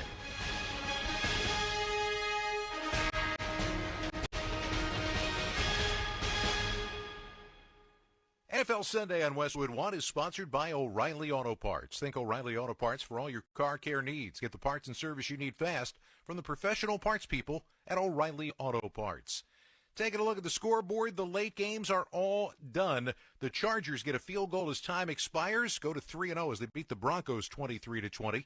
Seahawks blow out the New Orleans Saints 44-13 in Seattle. The Bears defense clamps down on the Cowboys. They stun Dallas 31-14 in Chicago today. And the Niners get a late field goal to hold off the Cardinals 16-15. San Francisco 49ers are also now 3-0. We'll have all the details on those games and the early ones as well, but coming up later on most of these same stations, it's Sunday Night Football. This week, the Chiefs and the Giants. For a preview of tonight's matchup, we'll head out to MetLife Stadium. Welcome in the two announcers calling all the action, Ryan Radke and Mike Golick, guys. Scott, it's a beautiful night here in East Rutherford, and we've got a couple of teams that need a beautiful night. Both these teams have begun the season 0-2, looking for win number 1 here tonight. And, Mike, it's one of those situations. It's only week 3. Again, you don't want to panic. You don't want to make too much of anything. But nobody wants to be in a 3-game hole to start the year. No, they really don't. And it is a beautiful night here. No excuses about how the field is. These are just two teams that, quite honestly, need to start playing better. We haven't seen that magic of this Kansas City offense. And really defensively for the Giants, we haven't seen them really be able to stop the run yet. So when you're 0-2, both sides, you have things you have to clean up. Let's talk about the Giants, because we saw them in week one really struggle to do anything offensively. Last week, offense was fine, but their defense could not stop the Cowboys in that 40-37 loss. What's your take on where the home team is right now? Well, the home team, listen, they were living off Russell Wilson's deep ball last week, right? No doubt about that. He still throws one of the prettiest deep balls in the game. Defensively, though, they're having a tough time stopping the run, but to their benefit tonight, Kansas City doesn't run the ball very well, so something's going to have to give. But they're rushing the passer well. It's kind of like when the Giants back in the day had the NASCAR defense where they were really put pressure on the quarterback. But unfortunately, this team can do that but can't really stop the run. So I'd imagine KC will try and attack there. Everybody has had their chance to opine on what exactly is wrong with the Chiefs. You mentioned not being able to run the ball. Others have talked about the wide receivers, the lack of weapons around Patrick Mahomes. When you look at Kansas City, what do you see? What are the major issues facing this team? Well, you would come into the game wondering, they were so good, you were wonder what would go wrong that they would be able to beat you. What magic could Patrick Mahomes pull out with this offense? What would this defense do? They've kind of lost that mystique right now. They're just playing like a regular team, and that's how they're being treated. They're being jammed at the line of scrimmage, and they're forcing Pat Mahomes to really go long. But Pat Mahomes, his completions have really been short this year. So if the Giants can stay on their men, don't let them get yards after the catch, it could be in good shape. Chiefs have been hoping to get Xavier Worthy back tonight. He is out with a shoulder injury. The Giants will get their left tackle back. Andrew Thomas is going to be in there tonight for New York. Chiefs and the Giants, two teams in desperate need of a win tonight here at MetLife. Right now, we'll send it back to Scott Graham in our Westwood One studios. Thanks very much, guys. Look forward to talking to you again up at the top of the hour. Up next, you know how at the end of the preseason they talk about all the players that are going to be key special teams contributors and you don't pay attention as a fan? Maybe you should after what happened today. This is NFL Sunday. Folds of Honor has been meeting sacrifice with hope since 2019 in Western Pennsylvania. It's their honor to empower people through education and the opportunities it creates. 41% of Folds of Honor scholarships are awarded to minorities, making recipient families as diverse as the country we call home. Folds of Honor has earned the Gold Star Platinum Seal as well as a 4 out of 4 stars ranking on Charity Navigator. You can become a Folds of Honor wingman today at westernpa.foldsofhonor.org. Please donate today. Spitzer Toyota of Monroeville is a proud supporter of Folds of Honor. Goodbye summer means hello deals at the gorgeous new Crown Mitsubishi in Washington. The 7-passenger Outlander, 0 down, literally just sign and drive. Wow. Eclipse Cross, finance at 2.99% for 48 months. And last chance to grab a Mirage with $3,500 off. Plus that great warranty and 2 years of prepaid maintenance. Winning team, customer-driven, world-class facility. The bow tie means a better buy. CrownMitsubishiPA.com. See below for details on all offers. That's the sound of James adding long-lasting Gain scent boosters to his laundry this morning. Several hours later, James sniffs the irresistible scent of Gain on his shirt. Gain. Several hours later, James has even caught the attention of his mother-in-law, and she never gives him attention. Ooh, you smell amazing, James. Oh, thanks, Mom. I love you, too. I never said that. Add Gain scent boosters to your laundry. Add joy to your day. Get in the zone, AutoZone. Welcome to the end of summer sale at AutoZone. We're celebrating the end of long days and short nights with big deals for a short time, like car wash. Right now, you can save 20% on the Armor All Complete Car Wash Kit. Need new brakes? Duralast brake pads are free with the purchase of Duralast rotors. We've also got oil deals and more. We're ending the summer right with the end of summer sale at AutoZone. Get in the zone, AutoZone. Restrictions apply.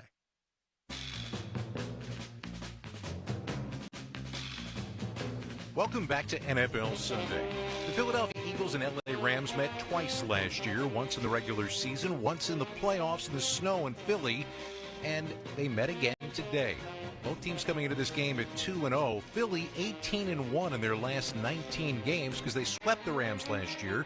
Saquon Barkley went off in those 2 games for 460 rushing yards and 4 scores. Spoiler alert, Saquon Barkley had 18 carries for 46 yards total today. However, Philly was down in this ball game by a score of 26-7 early in the third, and that's when they found their offense. Jalen Hurts going frequently to A.J. Brown and Devontae Smith, Ultimately, Philly came back to take the lead in this game. They had already blocked a field goal in this one, went down the field and got the go-ahead score from Devontae Smith with 1:48 left to go. That left the Rams some time, and Matthew Stafford got his team down the field into field goal range for another opportunity. It was time for the YouTube TV key play of the day. The ball is spotted. The kick is away. It's blocked! It's blocked! It's picked up by the Eagles. Running with it is Davis. 30, 20, 10, 5. Touchdown! Game over! Jordan Davis! Are you kidding me? Blocked him again! Are you kidding me? Blocked him again! Have you ever seen anything like this? Merrill Reeves with the call, along with Mike Quick on Sports Radio 94 WIP. With NFL Sunday Ticket and YouTube TV, you get every game, every Sunday, all in one place. Local and national games on YouTube TV, NFL Sunday Ticket for out-of-market games. Excludes digital-only games. Device and content restrictions apply. Eagles win it 33-26 in one of the most bizarre endings you will ever see. Jalen Hurts threw for 209 yards in the second half, 226 for the game, and 3 touchdowns. And the Eagles have now won 17 straight games that Hurts has started and finished as Philly moves to 3-0. Matthew Stafford threw for a $196, couple of scores. Big day for Puka Nacua, but the Rams fall to 2-1.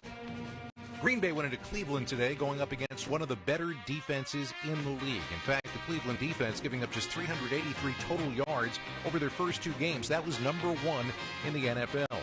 This one was a defensive battle because Green Bay's defense is no slouch either. But it was 10-0 Packers as this one went to the fourth quarter before Cleveland got back in the ballgame.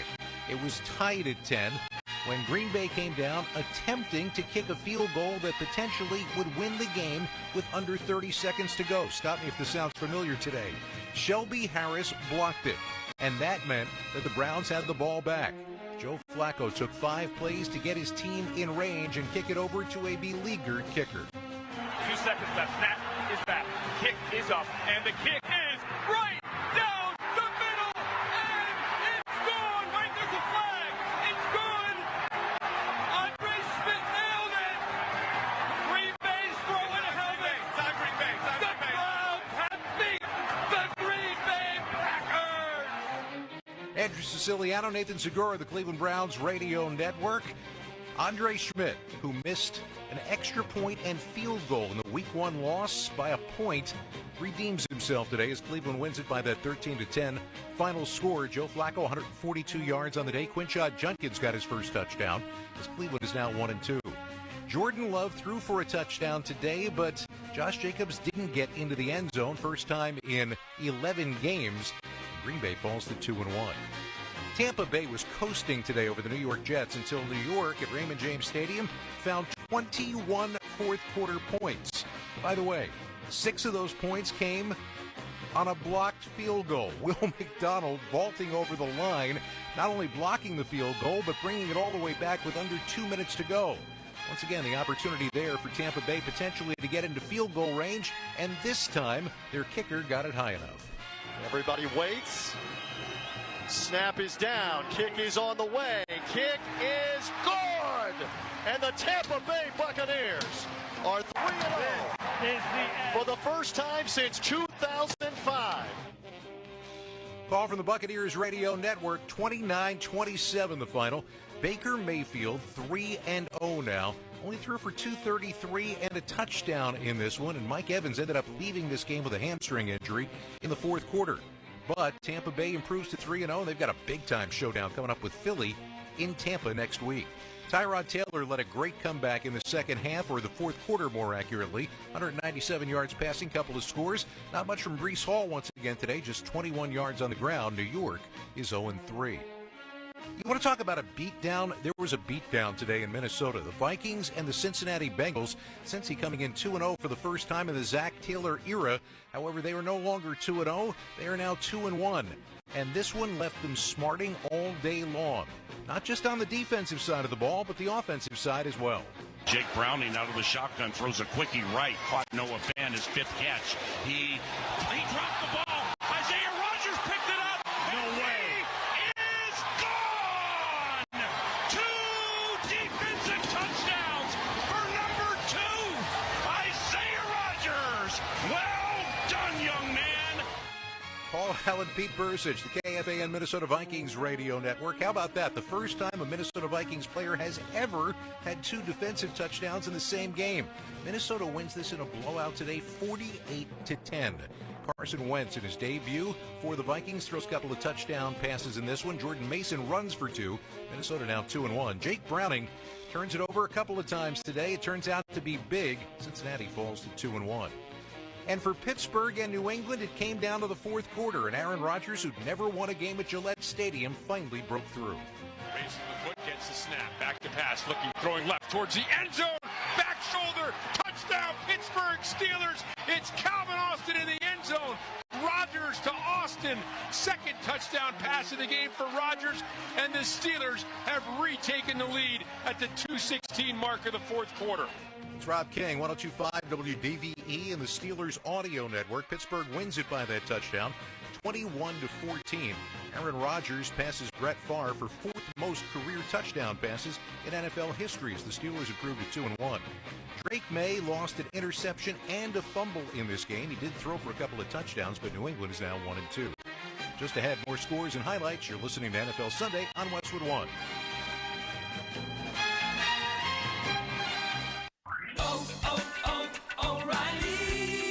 Check engine, ABS, or maintenance light on? Take the guesswork out of your warning lights with O'Reilly Veriscan.